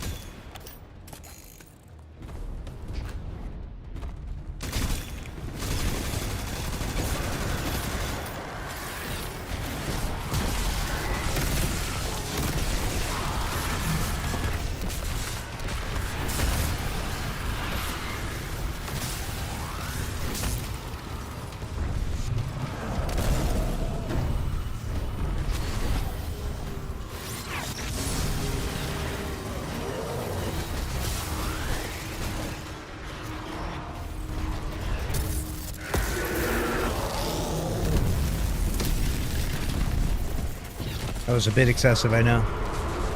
But I had to get out of there.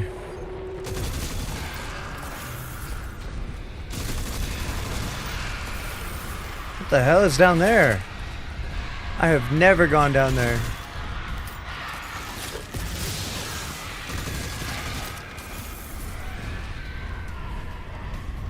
The hell? Oh, right.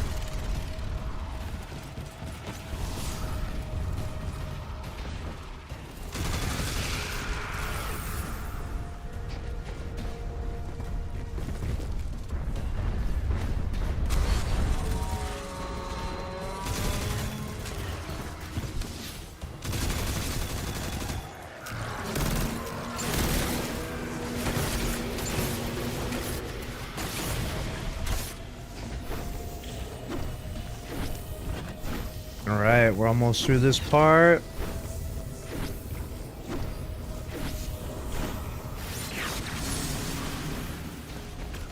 Huge. I feel like for here, I probably want like a machine gun, you know? Let's pull this up. Using the old dim. Alright, what do we got?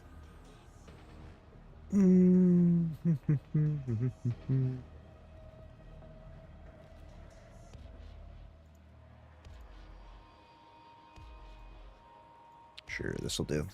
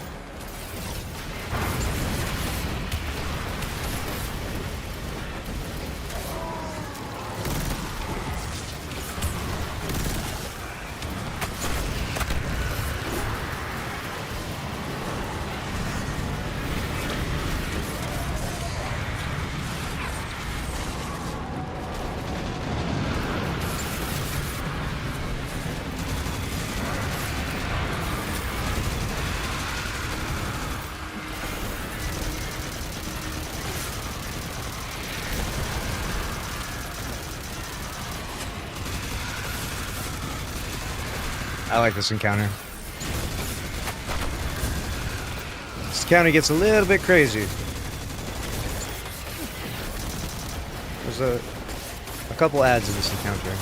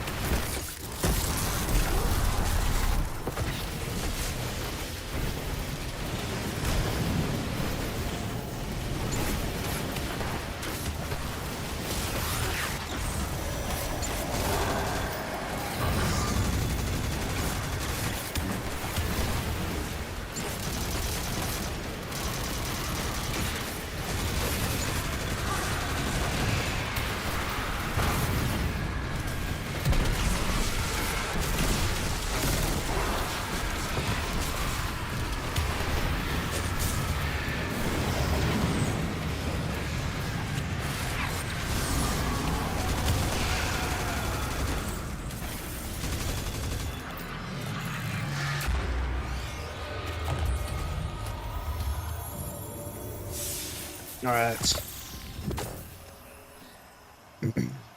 Shut up. Nobody cares about your modern friend. What the hell? Bro, you're too angry, Bruce Wayne. You're too angry. You need to find God.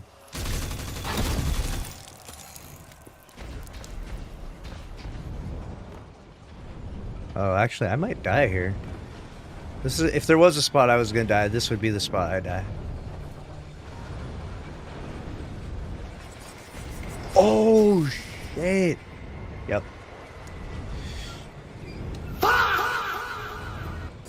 Well, this is now a practice run. This is now a practice run. What happened? Why did I got bumped by something. I got bumped by a fucking bat. Dude.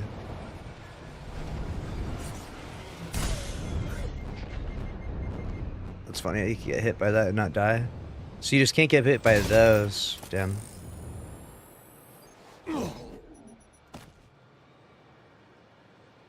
Rough. What class will you be in Destiny 3? I will be the new Pilgrim class, dude.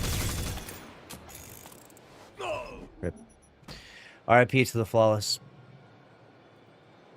We just clear regular now. Just to remember the mechanics.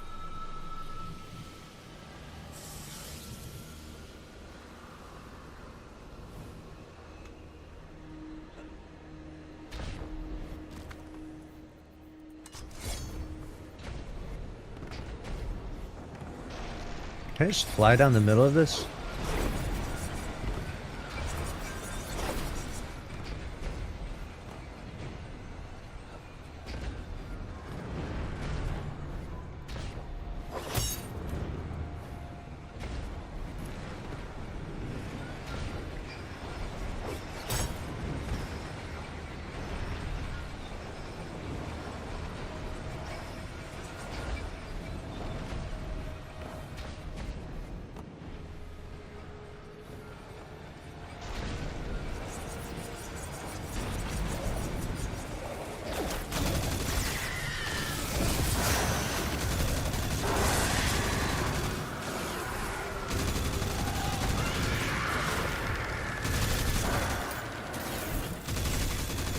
How much would you pay for Destiny 3? I don't know, man. Probably just... It's hard to say, because Destiny 2 was free to play, so I don't know. I don't know what monetization tactics Bungie would be up to on that one, right? Or whoever runs that project.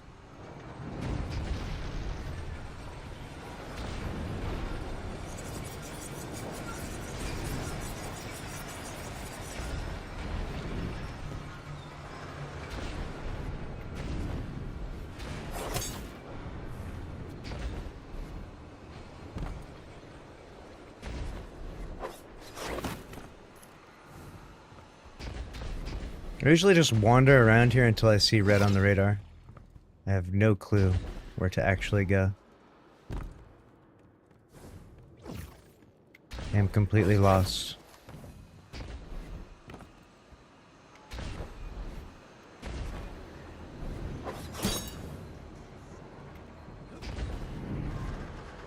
I do the same, yeah, pretty much. I feel like most people doing this, knowing where to go is like doing Riven legit. Most people don't know.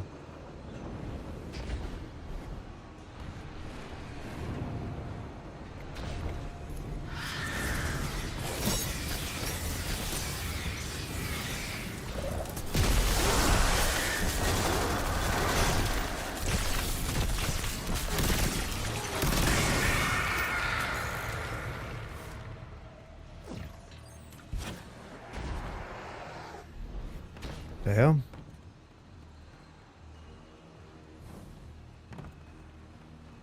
I think I'm back at the... No, this isn't quite the beginning.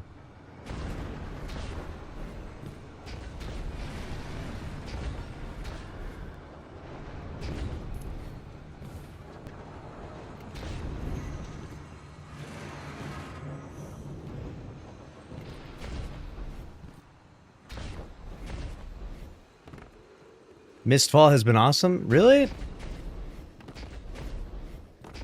I saw Aztecross was all about that game, but is it really the new Destiny game? Is that what are you sure?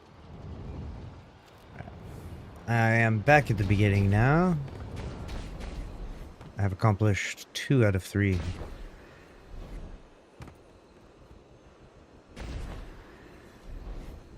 Sometimes I never know if the streamers are playing games because they're sponsored or if they just like actually like the game. I can never tell in this day and age. Like sponsored or actually like.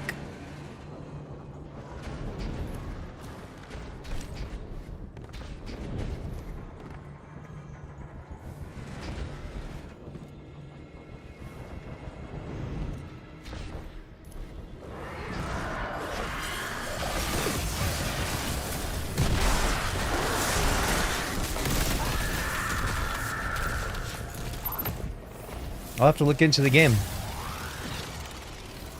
See what it's about. You can tell me what it's about if you want. What genre of game is it?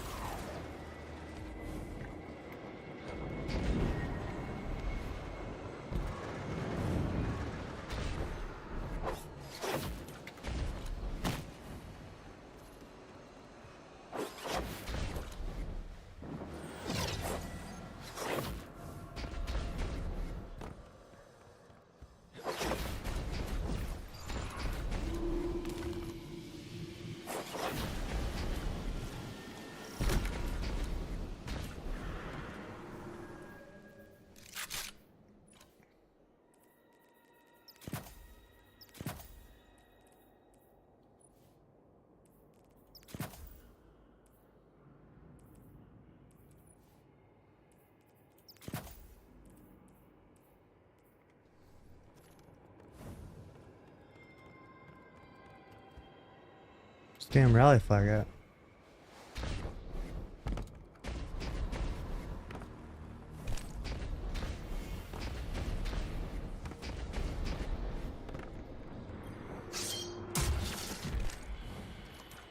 Easy one phase here?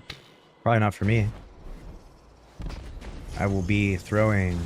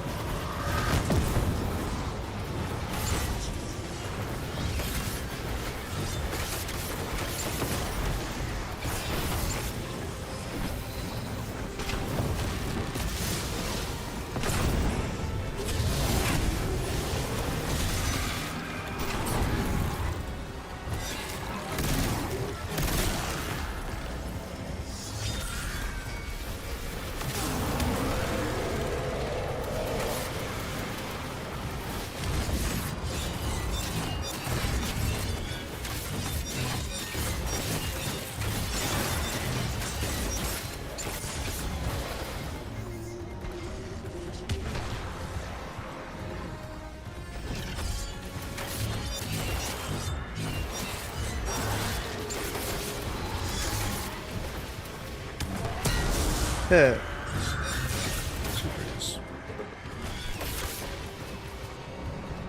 Alright, so let's do this.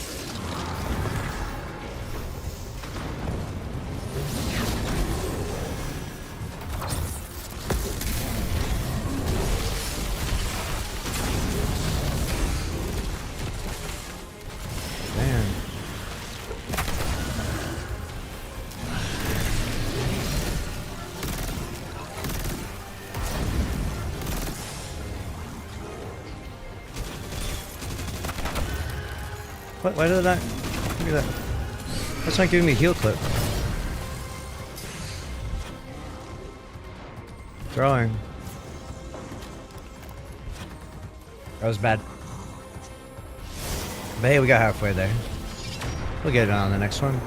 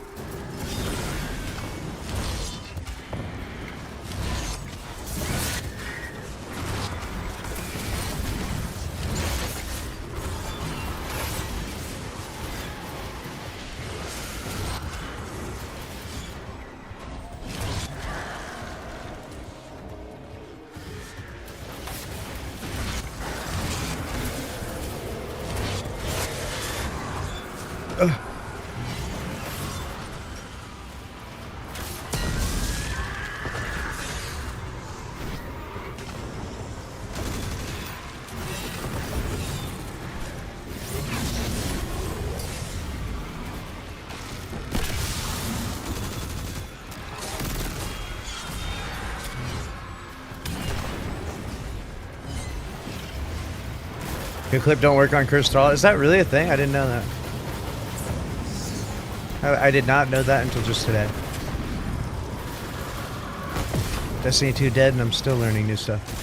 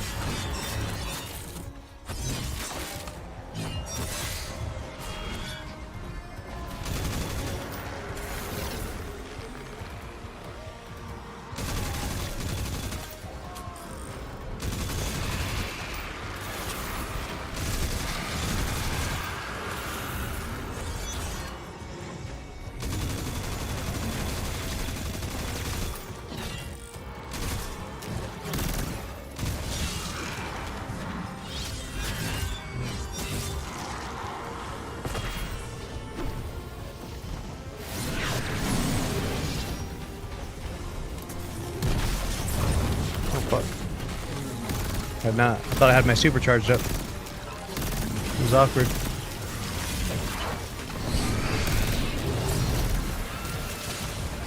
Oh, it burns.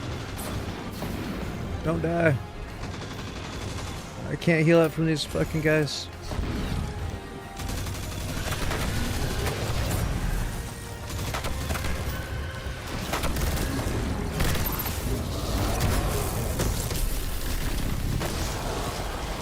Alright. Throwing a little bit, yeah, I went into the damage phase without my super, so that was throwing. But hey, we got done. Whew. We made it entertaining. We weren't throwing, we made it entertaining. See, no one wants to see you pull up and optimize your loadout and your build and just one hit kill the guy, right? Like, that's boring. You want to see a struggle. And that was indeed a struggle. That was one hell of a struggle, to be honest. GG's.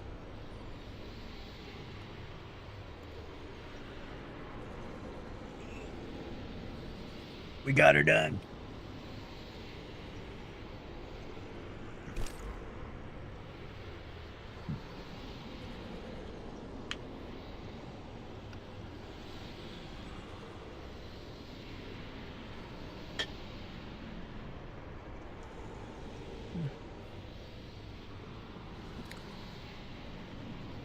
All right, good stuff, chat. Good stuff. I'm gonna keep it up. I want to keep solo flawlessing, or that was just a solo, not a flawless, but I want to solo all of the dungeons. I'm gonna do one at a time, so I kind of enjoy it. But that's that one for today. We're gonna get on to the next bit of news here.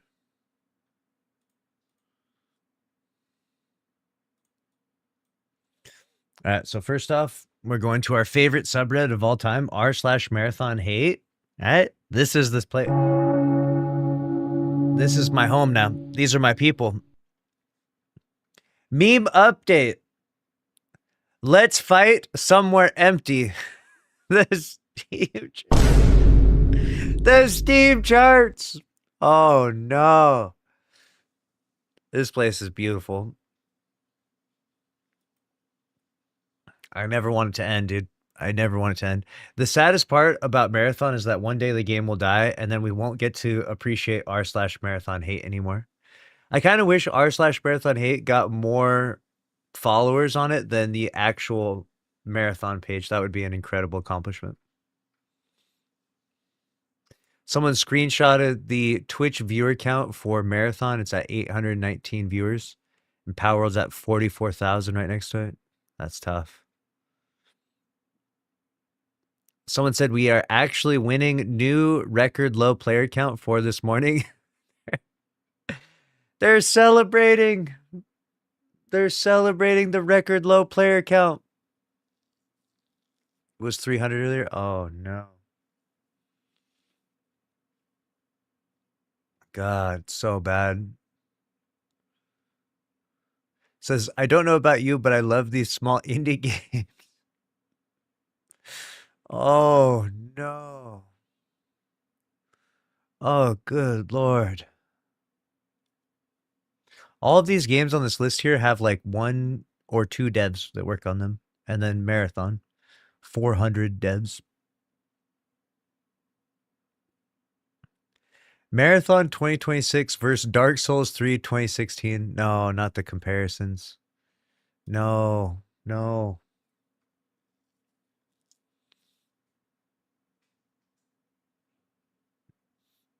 Epic battle Tarkov Steam during maintenance versus Marathon. Oh, no.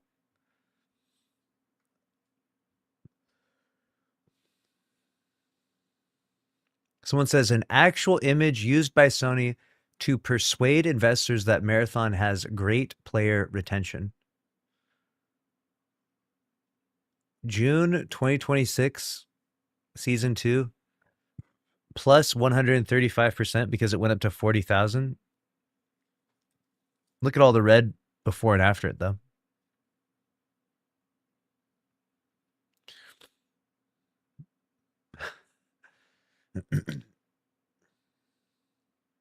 Like, is Marathon still a success due to its sales? Like, has it even broke even? No. Here's the thing: is that it cost 250 million to make. It made 55 million on day one, and then it continues to have an operating cost of around somewhere between $6 to $10 million a month. So Marathon, in order to be positive, would have to make $12 million a month to at least be respected by Sony. But I think that they went into it because Bungie's had such a turbulent history of like highs and lows. Their thought process was that maybe it might start off really low, but Bungie would cook and it would turn into a success later on. So they gave it a contingency plan. You can obviously tell that's what's happening, right?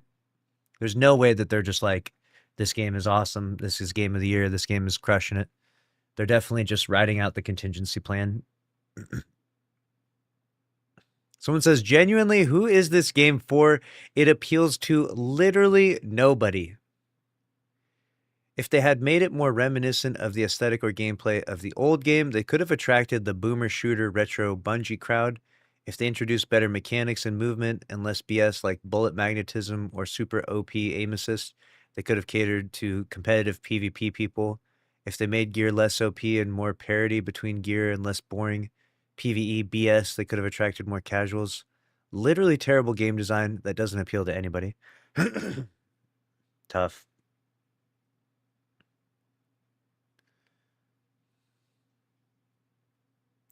The story of my last blast. This is what they call the marathon players, the blasters, dude. I got home from work brimming with excitement for some marathon.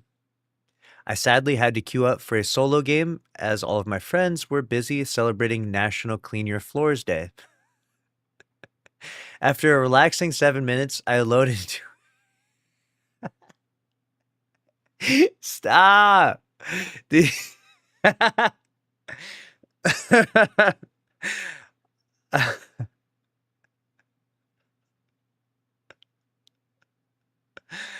After a relaxing 7 minutes of waiting in queue to launch one game, I loaded into a round. Except this seems to be a trios lobby and I haven't gotten any teammates. Bungie always knows how to surprise me. That's just the unpredictable high stakes gameplay I was looking for.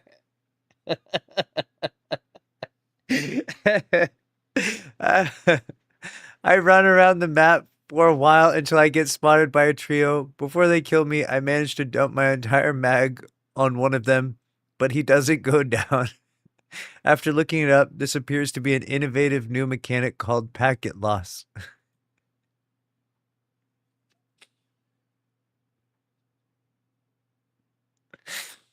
An implant I have not yet discovered myself. Every round teaches you something new about this game. That's why I fell in love with this shit. Is fucking... These guys have the best sense of humor over here. Oh my god. I might have lost my loot, but I was just itching to take my new learnings to the next game. But that's when a pop-up appeared on my screen. Quote, you are now permanently banned from Marathon for misusing voice communications. While I didn't say a word the entire match, I know you can hear my fan over my mic sometimes. I had no idea it was spewing racial slurs the whole time. Thank God AI was used to let me know. Anyways, if that's the price for keeping the community safe, I'll gladly pay it. I'm just sad to miss out on Revival Week 2.0, so all of you can go out there and have a blast for me. This is a better narrative. This is a better narrative than Lightfall. This peak. These guys are so funny. The story of my last blast. Hey, what happened? What? r/marathon hate got shut down? We got his ass, dude.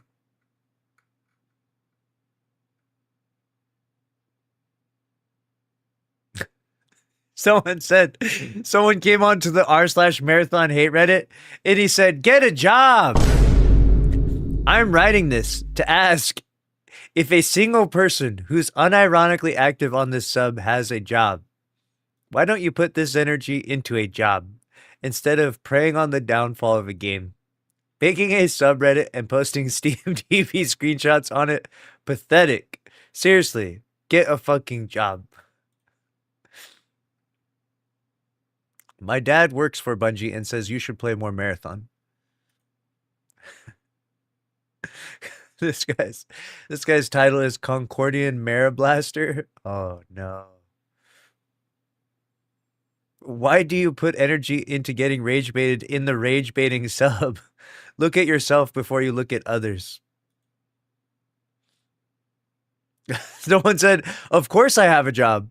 I also understand that if I did as poor of a job as Bungie and Marathon did, I would no longer have a job. Oh, man.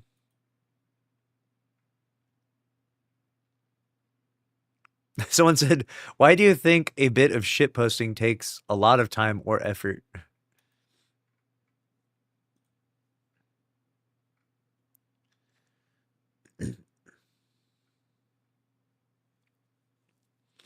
This r/marathon hate Reddit is incredible, dude. What does their mantra say? This is a niche sub that was made with the expectation of lower player count and not making a profit. We thank you and hope you enjoy the stay.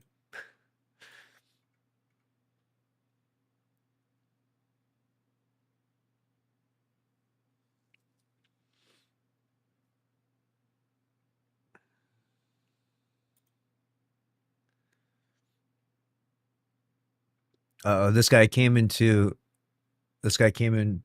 behind enemy lines, dude. Y'all got to hear me out. First off, I got to state some context. I played 3 hours of Destiny before getting absolutely overwhelmed. Prior to this situation, I had played maybe 2 shooter games for more than 2 hours. Those 2 being Arc Raiders and Black Ops 3 Zombies. When Marathon came out earlier this year, I was super excited. I liked the art style, which was unique.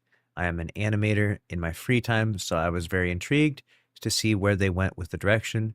And as a sci-fi cynic, I was looking forward to a unique take on the sci-fi genre. I played from the first 3 weekend all the way to the second week of Cryo. Honestly, I was starting to get pretty good. Then just couldn't do the grind anymore, so I took a few weeks off and joined back in Season 2. But everyone I had played with in Season 1 wasn't playing anymore, except for one dude. Doing runs with him were hard because he was significantly better than I was. Safe to say that Marathon is probably one of my favorite shooters gameplay-wise. I haven't played any Halo, so that's probably why. Now we got to get to the negatives because there's a lot. Despite not playing Destiny, watching Bungie shut down Destiny in favor of Marathon was one of the dumbest moves I've ever seen from a game studio. Watching people try and defend Marathon, even if it's obvious problems as a new launch game, was pretty sad. Yeah. Pretty standard stuff there. Let's go see what's top trending for the week here on this one. This is funny. Yep, Marathon DB.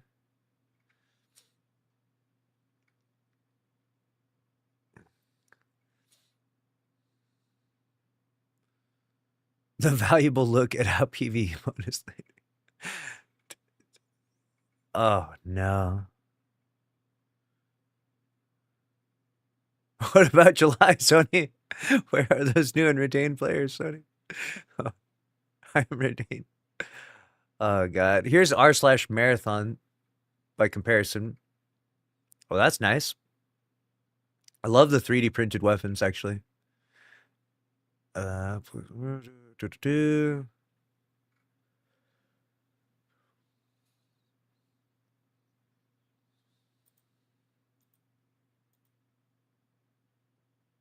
What am I even looking at? They took a shark and put it into Vandal's hair and shoes?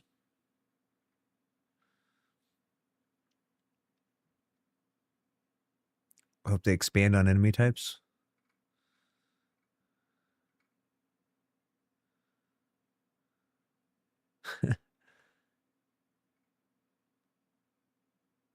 It does have a nice aesthetic, yeah.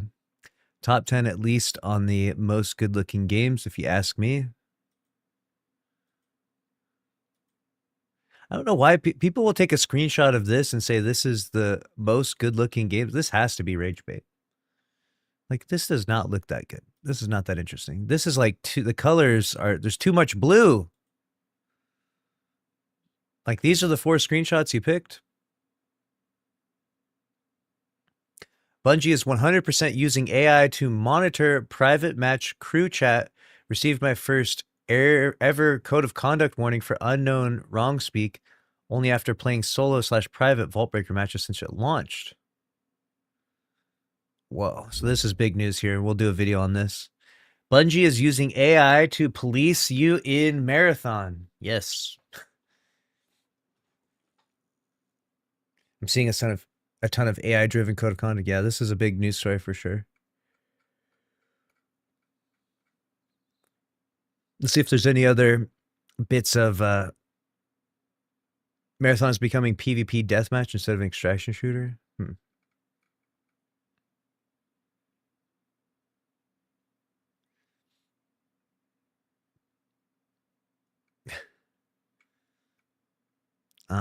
Marathon Durando Easter egg.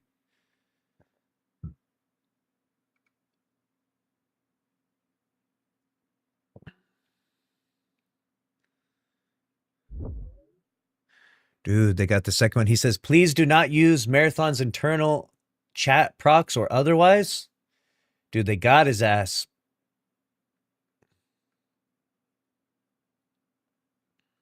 Let's see if I can find any more. Using that AI.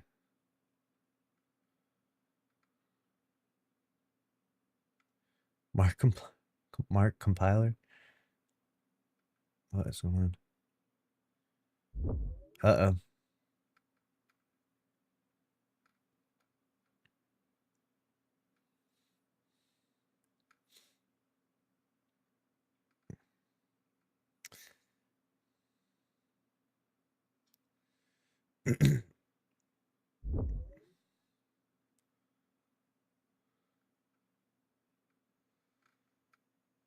Uh-oh.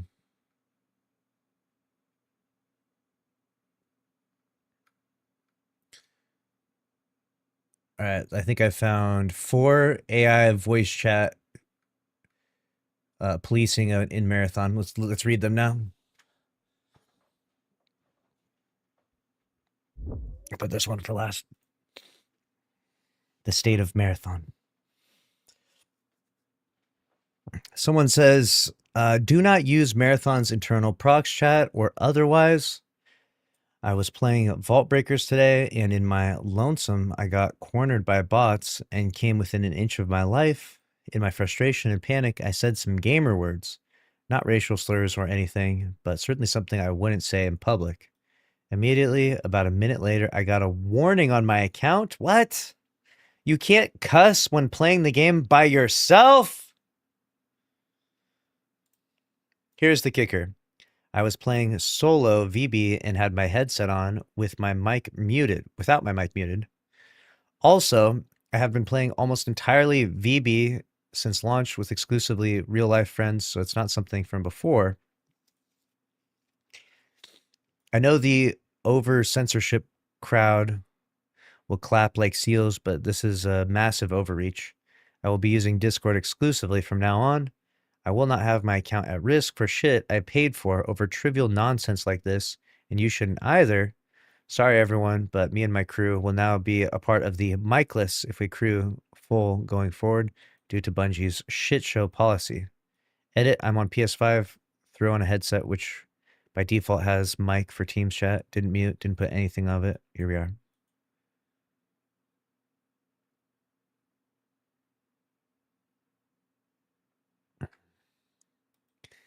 Bungie's voice moderation is complete trash. Unfair voice restriction. This tool is horrible, and the statement claiming that it was, quote, reviewed by a moderation team is also a complete lie. Context, in Trio's outpost, I hear a rook, and without saying a word, I chase him down and kill him. He proceeded to then call me a slur. I laugh and tell my team that he just called me a F slur. I immediately within 15 seconds, get a pop-up in-game that I am now muted until the end of the day and that my account can face a ban. This is utterly stupid. I know no one on your moderation team did an investigation confirmation within 15 seconds of my offense. So the guy said it to you and then you said it back. Damn. Probably shouldn't say it back, but still crazy that they hit you with that. First ever warning on any Bungie game since Halo 3. Hey, thank you very much for the sub. Headshot Panda, what's good? The OG's back. How you doing, Headshot Panda? Hope you're doing well. Thank you for the Prime sub, 45 months. First ever warning on any Bungie game since Halo 3 by not liking Adam Sandler politically? Excuse me? What are we even talking about here? Just a little rant along with maybe getting some input from the community. This has never happened to me since I started playing Bungie games in general since Halo 3. First online multiplayer game for me. Honestly, I am legitimately surprised I got landed on this. I was playing with a homie in Perimeter, first time back doing some PvP VE. We were discussing early 2000s and ironically, sexism and racism on there and how casual it was in movies. I pointed out Adam Sandler's movies did not specifically age well, as they are heavily misogynistic. I don't think I got a warning from that, but from a joke. Verbatim said, you know, Uncut Gems is such a great movie, and also makes me forgive him for being low-key Zionistic. I would have understood a warning if I made a joke about his religious beliefs and culture, but Zionism does not have ties to Judaism, or the general Jewish faith and people whatsoever. My question would have been the same if I made a joke about manifest destiny, or even disagreeing or joking about a political belief. My only issue is with the recent voice recording system, it has actually done me, as a trans and BIPOC player, more harm than good. I haven't seen any downticks in the racial and prejudice ridden comebacks or jokes. I haven't seen toxicity go down to player skill, even in Vault Breakers. Half the time, I really do not want to engage in conversation in fills because of such things in a game that requires communication. It just feels really weird after all these years. The first warning I received took 2 minutes of a game starting, jokingly not aligning with a nationalistic belief with the player, not my friend agreeing with me just to get reported because he got wiped. Either that or you can use M-rated language like poop or fornication, not too sure. What the hell? All right, last one on the topic. They're policing people for saying weird shit in the text chat, or in the voice chat, rather. Bungie is 100% using AI to monitor private match crew chat. Received my first ever code of conduct warning for unknown wrong speak after only playing solo/private Vault Breaker matches since it launched. I'm seeing the AI-driven code of conduct posts here, so I thought I would throw mine in. I only play Vault Breaker since launch. I only play solo with 2 IRL friends, no crew fill. 10,000 hours in Destiny and 600 in Marathon, and never received anything of this nature. Seems like AI monitoring or semi-private matches shouldn't be the play here. All that being said, I made a Python program to filter words from my speech going forward, but it's pretty beta and requires a 1.5 second speech buffer. I taught myself something cool in the process. Weirdest part is I wasn't using slurs. I think it picked up a long-running joke about my name pertaining to a certain cabin known in literature and the fact that I'm an uncle. No one was hurling the N-word around or anything of that nonsense. And again, even if I was, this was a private match. Ridiculous.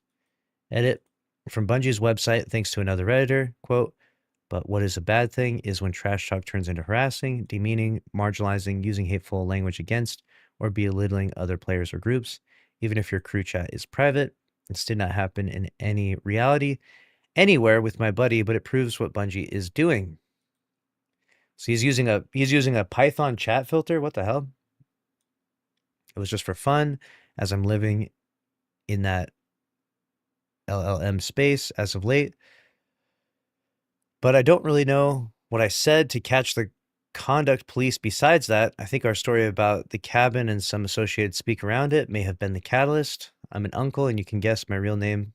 So my very black uncle makes it a point to call me by that reference every single time he sees me. It's awkward and hilarious. When my mixed race nieces and nephew call me Uncle Tom in public, it's funny. We all have a laugh. There's zero hate behind any of that. What the hell?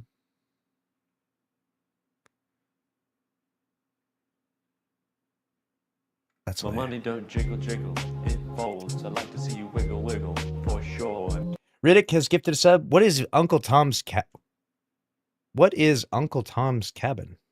What is that?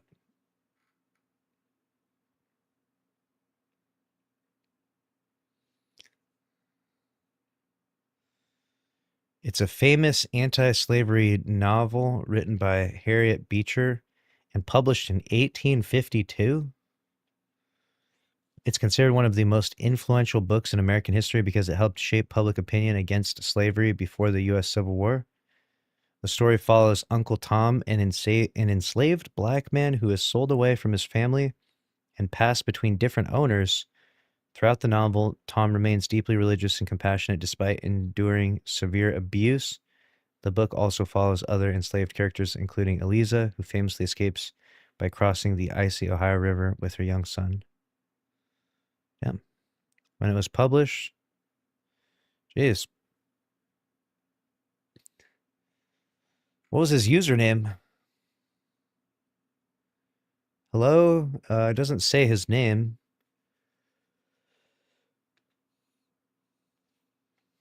You got a warning, dude. They hit his ass. It's crazy.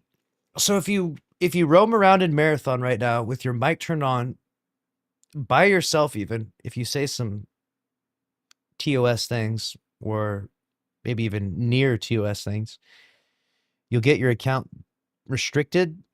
Like your mic gets muted for a while. You potentially get banned. It's crazy. It's pretty crazy, huh?